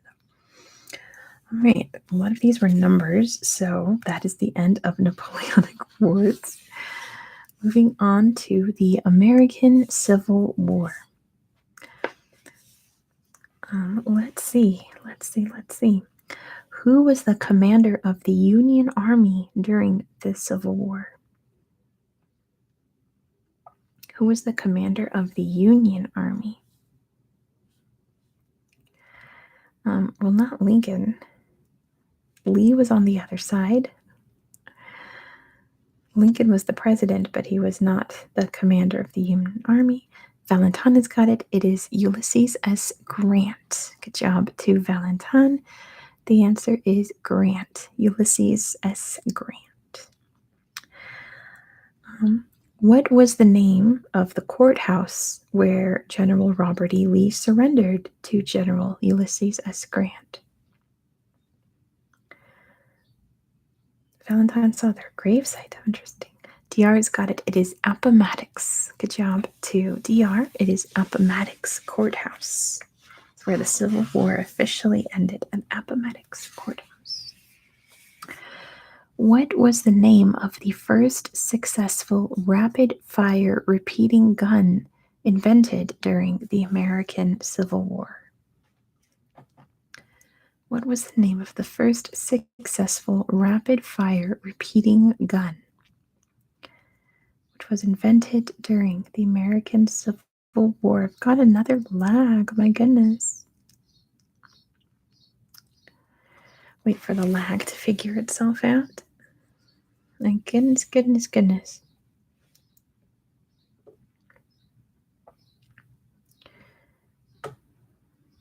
Cater lives 5 minutes from Grant's birth home. That's pretty cool. DR has got it. It is the Gatling gun. Good job to DR. Now that my chat's catching up with real time, it is the Gatling gun. The Gatling gun, which is kind of a nice trigger word if it wasn't. Trigger word. If it wasn't associated with like a weapon, you know. Is president of the Confederate States from 1861 to 1865. Who was president of the Confederate States? Confederate States. That should be a trigger word. DR's got it. It is Jefferson Davis. Good job to DR. It is Jefferson Davis. Jefferson Davis. Ophir, take care of yourself, please. Who assassinated Abraham Lincoln? Who assassinated Abraham Lincoln? It's the name of the person who fatally killed Abraham Lincoln. And DR's got it. It is John Wilkes Booth. Good job to DR. The answer is John Wilkes Booth. John Wilkes Booth, not Lee Harvey Oswald, wrong president, but crazy if he was like a time traveler. John Wilkes Booth. And then what was Abraham Lincoln doing when he was assassinated? What was he doing when he was assassinated by John Wilkes Booth? What was Abraham Lincoln doing at the time when he was assassinated by John Wilkes Booth? Man, my lag is so bad. Veer's got it. He was at a play. Good job to Veer. He was watching a play at a theater. So that goes to Veer. He was watching a play. Smolz is dying. Oh my goodness. Goodness gracious.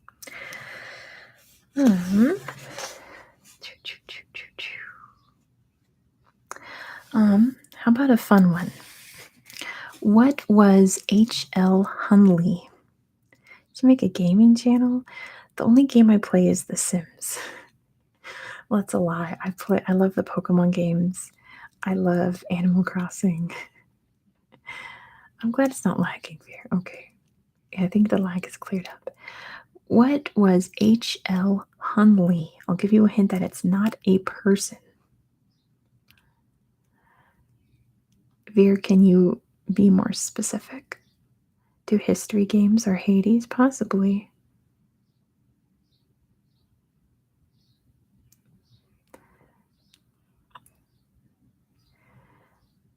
Yes, Veer got it. It was the first submarine. Well, it says here the first submarine to sink an enemy ship. So yes, H.L. Hunley was a submarine. And then I hesitate to ask this because it's been brought up in this topic in the chat, but who was the commander of the Confederate States? This name was already in a question, so I didn't want to ask it. They should have put this at the beginning. Who was the commander of the Confederate States? And Young Guy got it. It's Robert E. Lee. Good job to Young Guy. The answer is Robert E. Lee. The next topic is the delightful category of colonialism. So here are some questions about colonialism. I love The Sims. I play it all the time, let me tell you. I play it all the time. Maybe someday I'll be in a silly, goofy mood and go live while playing The Sims, and you can see what I'm up to. But I don't know. Colonialism. First question. Which territory in South America is still owned by the French? Which territory in South America is still owned by the French? And DR got it. It is French Guiana. Good job to DR. The answer is French Guiana. French Guiana.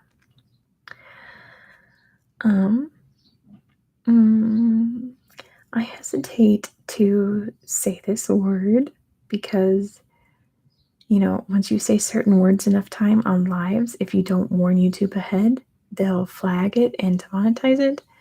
So let's say it's the big bad happening. Genocide. Which country committed the first big bad of the 20th century? in the country that's now known as Namibia? Which country was the first? You know what? Veer got it. It is Germany. Good job to Veer. The answer is Germany. It was like 1901, like the first of the 20th century and like the dawn of the 20th century. It was Germany, which they have officially apologized for, thankfully. Next question. In 1858, the British government directly ruled India. What did India then become known as? Yeah, it was German West Africa back then, not Namibia. What was India known as when it was under the control of the British government? The Belgian Congo would have been, well, I mean, around the same time. DR's got it. It is the British Raj. Good job to DR for getting it first. The answer is the Raj, the British Raj. Okay, this is a long one. Yeah, Belgian Congo is devastating. 1908 says Veer. Yeah. Anyway, along the same lines of this, this war was fought in 1879 in what is now known as South Africa. The result was a British victory, and it ended with the partition of the Zulu kingdom. What was the name of this war? Which, there we go. DR got it. It's the Anglo-Zulu War. It kind of gave it away, right? It is the Anglo-Zulu War, led by Shaka Zulu. That's true, Violent.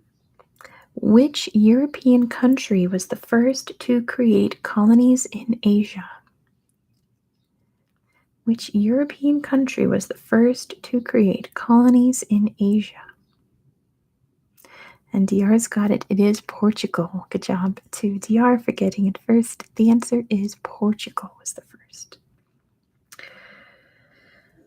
What is the name of the company that was formed to trade in the Indian Ocean region?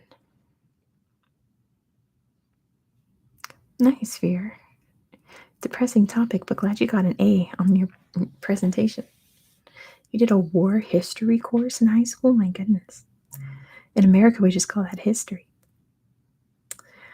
I guess I'll give that to Small, the VOC, or the Dutch East India Company. So, right, it was abbreviated the VOC, but it's the just East India Company is what I was looking for. You're right, that is not a very good question. But yeah. I'm getting so sleepy. Didn't specify if British or Dutch. That's true.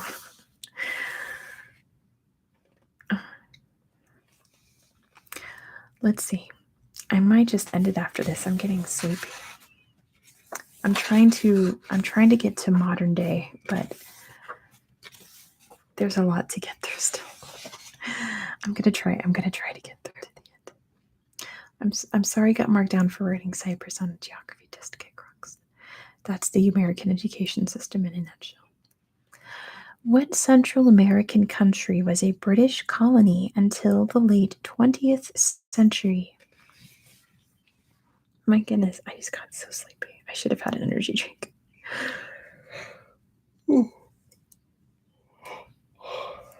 DR's got it. It is Belize. Good job to DR. The answer is Belize. Belize. Which Asian country was never colonized?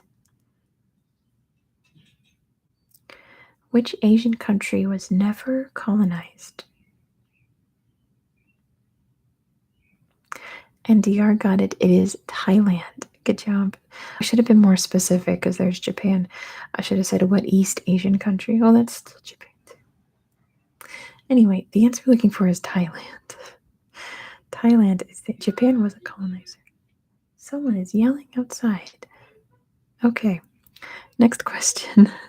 Dutch Ceylon. My goodness. 1 second. Let me pause.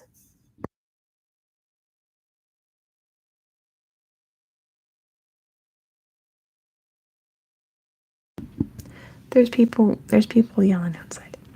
DR already knows it's Sri Lanka. Good job, DR.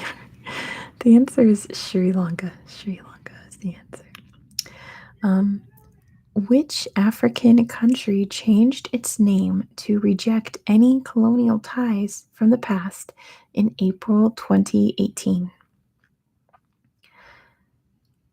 So, which African country changed their name in 2018 to get rid of their colonizer name? Valentine's got it. It is Eswatini. Good job to Valentine. The answer is Eswatini, previously known as Swaziland, is now Eswatini. Eswatini. Ugh. All right. Here's the one you guys are looking for. Which Belgian king was known as the Butcher of Congo for his brutalist colonial regimes? That's the one you guys have been waiting for. And DR's got it. It is Leopold II. Good job to DR. The answer is Leopold II. Not a nice guy. Next question. The ABC Islands are still owned by which European country? The ABC Islands are still owned by which country? And Goost has got it. It's the Netherlands. Good job to Goost. The answer is the Netherlands. The Netherlands. Yeah, they're in the Caribbean. Next question. Like ABC, what's the B? It's Aruba, Curacao. I'm blanking on the B. Bonaire. Thank you, DR. Aruba, Bonaire, and Curacao. Thank you.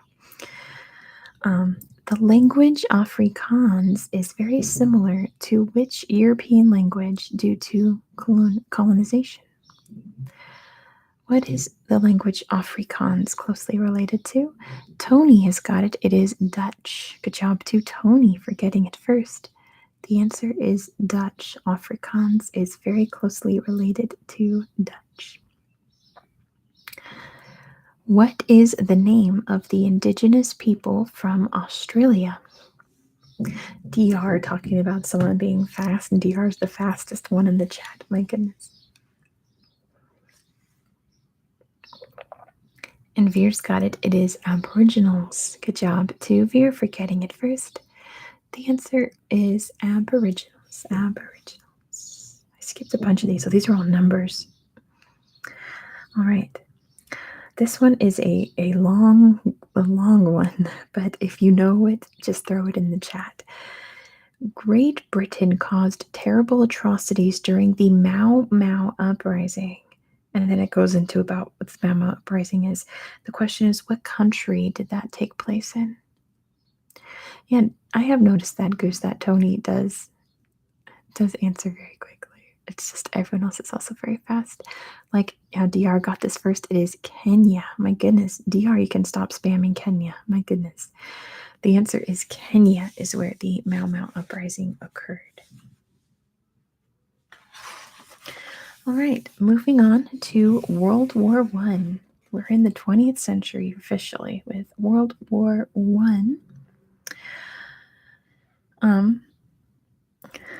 I skipped a bunch of these. A lot of these are numbers, or they're essay questions, or they're about violence. Mata Hari was convicted of doing what during World War I? Mata Hari. Do you guys hear my neighbors dropping the bowling balls around? What's happening? Mata Hari was convicted of doing what? Yes, she was a spy. So point to Valentine. She was a spy.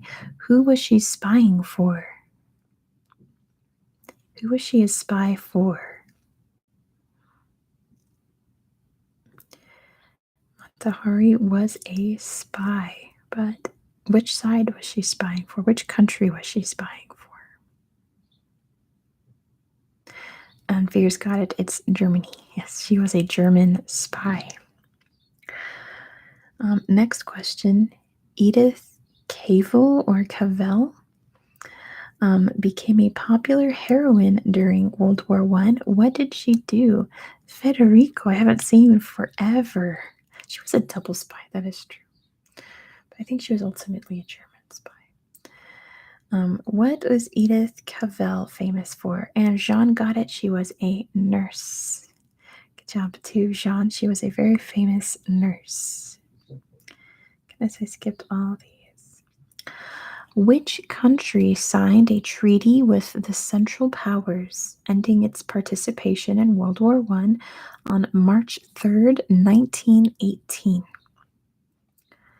So, which country withdrew from World War I on March 3rd, 1918? Valentine has got it. It is Russia. Good job to Valentine. The answer is Russia. Who was the German Kaiser during World War I? Who was the German Kaiser during World War I? Who was the Kaiser? What was his name?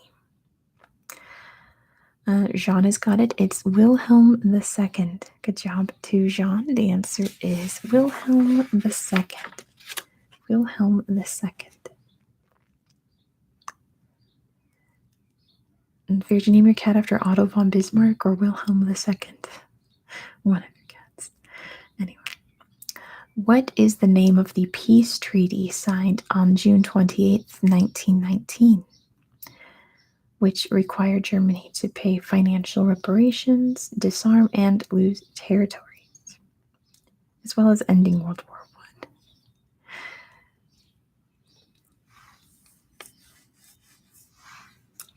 I. Valentine has got it first. It is the Treaty of Versailles. Good job to Valentine for getting it first. It is the Treaty of Versailles. Next question. What is the name of the gas unleashed by the Germans in the summer of 1917, which attacked the skin and blinded its victims, rendering gas masks useless? And Valentine has got it. It is mustard gas. Good job to Valentine for getting it first. The answer is mustard gas. Mustard gas. Who was the U.S. president during World War I? Who was president of the United States during World War I? I'll give that to Valentine, even though it's a funny typo. It is Woodrow Wilson. Good job to Valentine for getting it first. The answer is Woodrow Wilson. Woodrow Wilson. Next question. What type of bird was used to carry messages during World War I?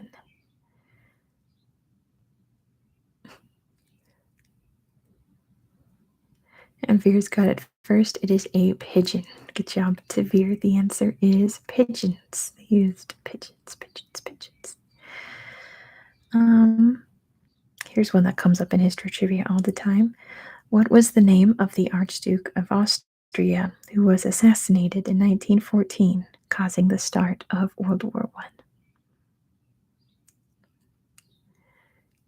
Which Archduke was assassinated?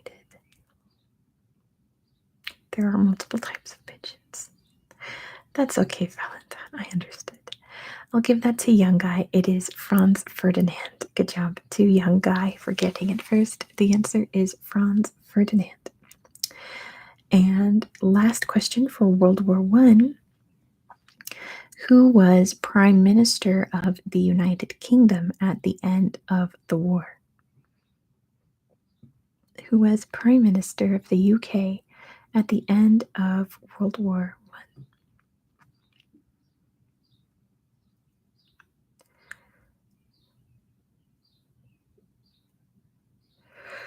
Still getting lots of Franz Ferdinands. There we go. Valentine has got it. It is David Lloyd George. Good job to Valentine for getting it first. The answer is Lloyd George. David Lloyd George.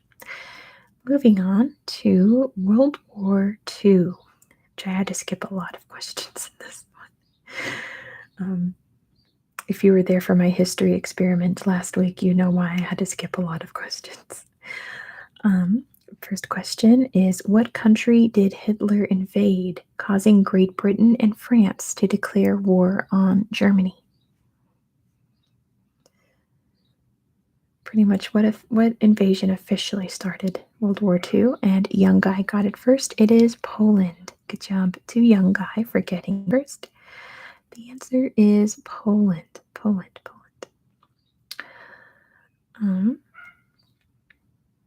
Where did the D-Day invasion take place?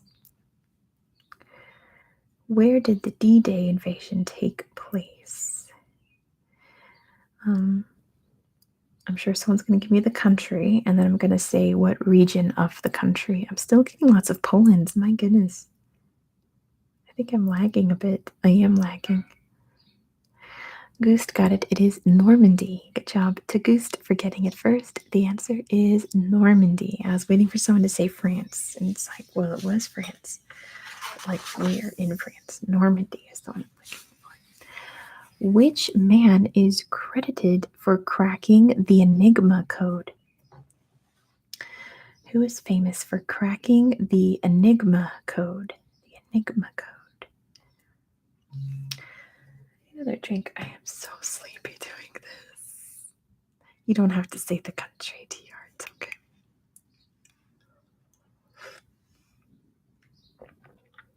Valentine has got it. It is Alan Turing. Good job to Valentine for getting it first. The answer is Alan Turing. Alan Turing, yes. What does VE Day stand for? What does the VE stand for in VE Day? What does VE stand for? I'm getting lags again. I'm so sorry, guys. VE, so you have to be more specific. Jean got it. It's Victory in Europe. Good job to Jean for getting it first. The answer is Victory in Europe, VE, because there's also VJ Day, right? Victory in Japan. Victory in Europe is VE Day. Skip a lot of these. Okay, in which country, this time I need the country, in which country did the Battle of Dunkirk take place? In which country did the Battle of Dunkirk take place? And Gust got it. It is France. Good job to Gust for getting it first. The answer is France. It was in France. Valentine can't wait to see Oppenheimer. I hope it's good. What's his name? The director. I'm blanking because I'm so sleepy doing this. You know who I'm talking about. His movies are either amazing or terrible, so I hope. Oh, it's on the tip of my tongue. But yeah. Christopher Nolan, thank you. Yeah, Christopher Nolan. He either makes amazing movies or absolutely horrendous movies. So we'll see how Oppenheimer is. Next question. What was the name of the intense bombing campaign of the United Kingdom from 1940 to 1941? Yeah, Dunkirk wasn't good. Tenet was not good. I'll give that to Valentine despite the typo. I know what you're trying to say. It is the Blitz. Good job to Valentine. The answer is the Blitz. The Blitz. Which country, which again, give me the country, which country won the Battle of Midway? Which country won the Battle of Midway? Midway. And DR's got it. It is the USA. Good job to DR. The answer is the United States won the Battle of Midway. Which Japanese city was the first nuclear bomb dropped on? Which Japanese city was the first nuclear bomb dropped on? And Gust got it. It is Hiroshima. Good job to Gust for getting it first. The answer is Hiroshima. And then what was the name of the plane that dropped the bomb? What was the name of the airplane that dropped the bomb on Hiroshima? And Jean got it. It's the Enola Gay. Good job to Jean for getting it first. The answer is the Enola Gay was the name of the airplane. Enola Gay. Easy one for you. Who was Prime Minister of the United Kingdom when World War II ended?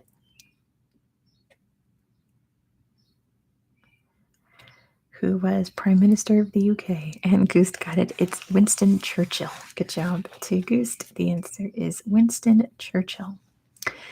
And then, who was the President of the United States when World War II ended?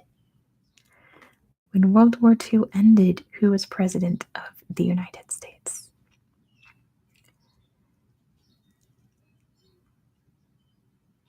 DR says it's Attlee.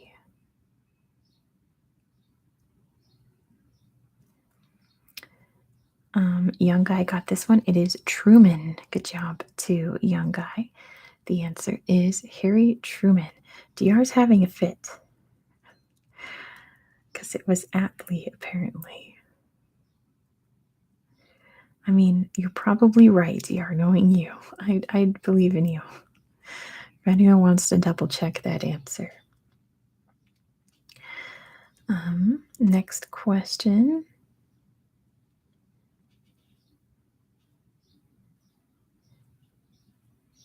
Anyway, the Molotov-Ribbentrop Pact was a non-aggression pact between Germany and which other country? The Molotov-Ribbentrop Pact was signed between Germany and which other country? I guess I'll give that to Goost. It is the Soviet Union, but I'll accept Russia. Good job to Goost for getting it first. The answer is Russia, or the USSR is the more correct answer. Next question. What was the name of the German submarines which were used during World War II, it says? What was the name of the German submarines? What were German submarines called? Okay. Yes. Roosevelt died before the end of World War II, so it was Truman. Calm down, everyone. Goose got it. It is U-boats. Good job to Goose for getting it first. The answer is U-boats. U-boats, U-boats. And last question for World War II. What was the name of the government research project that produced the first atomic bombs?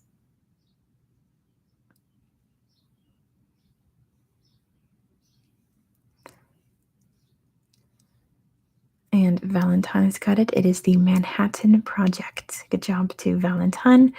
The answer is the Manhattan Project, which was led by Oppenheimer. It was called the Manhattan Project. We are moving on to the Cold War. Let's do some questions about the Cold War, which again, there's not a lot. The Massachusetts Project, my goodness. Yeah, no. On which island did the American U-2 spy plane photograph nuclear missile sites that were being used by the Soviet Union in October 1962? Which island? Valentine has got it. It is Cuba. Good job to Valentine. The answer is Cuba. Cuba, Cuba. This one is another really long question, so if you know it, just pop it in the chat. What is the name of the military, political, and ideological boundary created by the Soviet Union after the war to seal it and its Eastern and Central European allies from open contact with the West? That question was way too long. What was the name of the boundary that the USSR created? And Veer's got it. It's the Iron Curtain. Good job to Veer for getting it first. The answer is the Iron Curtain. That's what it's looking for. Who was in charge of Cuba during the Cuban Missile Crisis? Easy one. Who was in charge of Cuba during the Cuban Missile Crisis? Oop, it looks like Jean's got it first. It is Fidel Castro. Good job to Jean. The answer is Fidel Castro. 2 more for the Cold War. Who was who was the leader of the Soviet Union when it collapsed? No, Fidel is not. No, it's Raul right now. Who was in? Looks like Jean got it first. It is Gorbachev. Good job to Jean. The answer is Gorbachev. And then who was the leader of the United States when the Cold War came to an end? Who was president of the United States when the Cold War ended?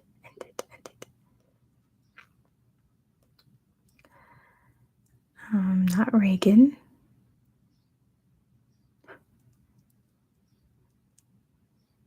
Definitely not Kennedy. Bush father. You know what, Valentine? I'll accept that. It's George H.W. Bush. Good job to Valentine. I'll accept Bush father. Bush the first. It is George H.W. Bush. All right. I wasn't happy. There's a Korean War section, but I wasn't happy with like any of those questions. Moving on to civil rights. Civil rights movement. What is the name of the state and local laws introduced to the southern United States in the late 19th and early 20th centuries that enforced racial segregation? No, Veer, the U.S. has never had a good president. And Veer's got it first. It is Jim Crow. Good job to Veer for getting first. The answer is Jim Crow, the Jim Crow laws. Next question. What was the name of the person who famously did not give up their seat to a white man in 1955? Need some more water. Goose has got it. It is Rosa Parks. I guess Lincoln and FDR were good presidents in the end. But yeah, Rosa Parks is... yes, there were people before her. It's just Rosa Parks was the big famous one. Next question is, who led the Montgomery Improvement Association? Who led the Montgomery Improvement Association? We're not going to talk about presidents. And Valentine got it. It is Martin Luther King Jr. Good job to Valentine. The answer is Martin Luther King Jr.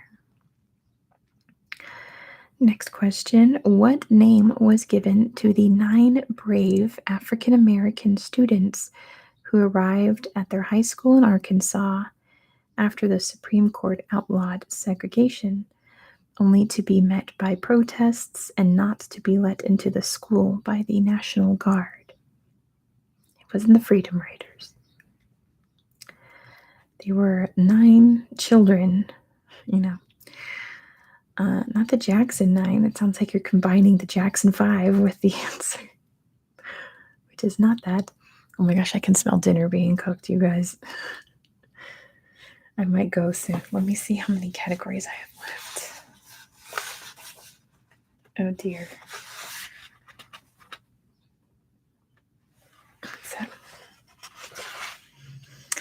Goodness. I might just wrap it up in like 5 minutes, guys, because I can smell dinner being cooked.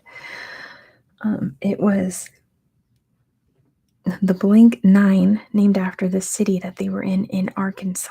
And I'll give you the hint that it's the capital of Arkansas. What's for dinner tonight? I am so excited to say, speaking of The Sims, my sister and I bought the Sims cookbook. So she's making goopy carbonara. We're so excited to eat goopy carbonara. It's like an iconic meal in The Sims, and we're going to actually eat it tonight. Goose has got it. It's the Little Rock 9. Good job to Goose. The answer is the Little Rock 9. The Little Rock 9. I'm going to skip this one. I don't want to get technical. You know what? I'm just going to skip to the fun one, the fun category, and talk about the space race. Viewers just playing this. It's nice. Let's do the space race category, and then I'll end the stream. Who was the first American to orbit the Earth in 1962? Who was the first American in space? The first American in space. I feel like we all know. Actually, that's the next question, so I won't say anything. Who was the first American in space? I've got another lag. This is killing me, dude. Valentine has got it. It is John Glenn. Good job to Valentine. The answer is John Glenn was the first American in space. And the next question is, who's the first person in space? They weren't American. Who was the first person in space? Who was the first person in space? And Veer's got it. It's Yuri Gagarin. Good job to Veer. The answer is Yuri Gagarin. What was the name of the first satellite to be launched into space? What was the name of the first satellite? It must have been terrifying. Jean got it first. It is Sputnik. Good job to Jean. The answer is Sputnik. Sputnik. Sputnik. Which American president set the goal of putting a man on the moon by the end of the 1960s? Which president created the goal to put a man on the moon by the end of the 1960s? It was Kennedy. Good job to John. The answer is John F. Kennedy. John F. Kennedy. Who was the first person to walk on the moon? Who was the first person to walk on the moon? Who was the first person to walk on the moon? I've got more lag. Yeah, this is killing me. I'm ending it after this category for sure. And return him safely to Earth. Dr. Pickles got it first. It is Neil Armstrong. Good job to Dr. Pickle. The answer is Neil Armstrong. And yeah, that's why it's called the space race, right? They were racing. Each country was racing to get there first. What was the name of the first dog in space? Now, space science is very important. What was the name of the first dog in space? And Goost got it. It is Laika. Good job to Goost for getting it first. The answer is Laika. Let's see, I got 2 questions left. I'll do the easy one first. Veer, calm down. Veer, calm down. Right, Valentine? That's crazy to think about. Is the first person to walk on Mars already born? Probably, to be honest. How crazy is that? All right, easy one first. Then I'll do my goodbyes, then I'll ask the last question. Which country sent the first woman into space? Which country sent the first women? It says women. I guess there was more than one at a time. Who sent the first women into space? And Veer got it. It is the USSR. Good job to Veer. The answer is the USSR. All right, we have 1 question left, so let me say my goodbyes real quick. Thank you so much, guys, for playing along despite all of the noise and baby birds outside. This is really fun. We'll do more of this book tomorrow. We'll do half geography, and then we'll finish off this book. It's like history of science, history of art, history of religion, stuff like that. So we'll combine both. So thanks again for playing along. If you are new to the channel, please consider subscribing. I post videos Monday through Friday about world geography and occasionally history. I've got a fun one for you today about Oman, one of my favorite places in the world. So be sure to check that out. And there will be a really cool one tomorrow. If you know, I'm going through every part of the world in alphabetical order. The place we're going to tomorrow, did I tomorrow or next week? Sorry, James. I always do that. I always say tomorrow instead of next week. Tomorrow's video is a place that had no history until the 1980s.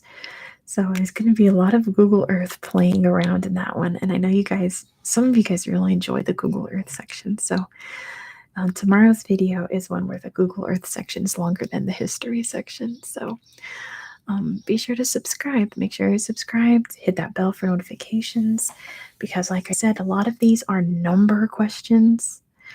And I don't like to do numbers when there's a lot of people in the chat. I save it for surprise lives. So I'm definitely using this book in the next surprise live, which I have no idea when that will happen. So be sure to ring the notification bell so you'll know when I go live. I try to do it in the middle of the night, my time, for the Europeans. But it's anytime. So last question of the night. What is the name of the ship that first took man to space? I'm glad you were here, young guy. You're very smart and very fast. I hope I'll see you next week. Same time, same place. I do this trivia once a week. We put the first man in space. It was not an Apollo mission. What spaceship was Yuri Gagarin inside, basically? What was it called? What was the name of Yuri Gagarin's spaceship? So he definitely was not in an Apollo mission. My goodness, I just missed my water bottle. Almost knocked it off my desk. It was a Soyuz spacecraft, Janice, but that's not what it was named. Was it a Soyuz spacecraft? Probably. I don't know what else it would have been. But that was not what it was named. That's just a type of ship. I'll give you guys another minute or so, and then I'll give you a hint.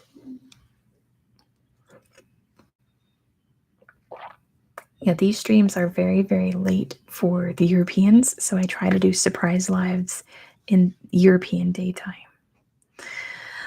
It starts with the letter V. Oh, Veer got it. It's Vostok 1. Good job to Veer. The answer is Vostok 1. There are many other Vostok planes, spaceships. Okay, that's the end for tonight. Why don't we go and put a thank you in the chat, because a lot of you guys were thanking me for the trivia today. So in your language, throw in a thank you, whichever languages you speak. What times are the late streams in Pacific time? Like 1 in the morning, 2 in the morning, 3 in the morning. Whenever I'm awake, it's a surprise life. You never know. So in a language that you speak, go ahead and put thank you. I'll say you're welcome. And we will end the chat with there, except I've got another stupid lag. There's all of Veer's thank yous. I want to see all the thank yous in various languages. This is like the new fun section for me. I like to see a bunch of languages pop up, but my video is lagging and my chat is lagging. Valentin says, merci pour cette chouette soirée. De rien, Valentin, de rien. Merci and Daka. I love it. I love to see all of the things.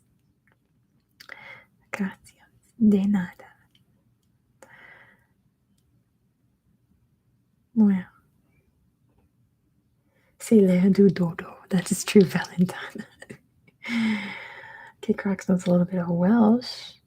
Dr. Pickle says arigato. If you guys noticed in my video during the member section, I put thank you in the language of whatever country I'm in, except I'm in a lot of Arabic-speaking countries for the next few weeks, so you're going to see thank you very much in Arabic in my videos a lot. So, thank you guys. I'm going to cut it here because I'm hungry, and this food smells really good. Hungarian is difficult. All right, so there goes my computer. My computer needs a restart for sure. Okay, thank you guys. Have a great rest of your day or night. I'll see you all next week, same time, same place. Have a good one. Thanks for playing along. Bye-bye, everyone.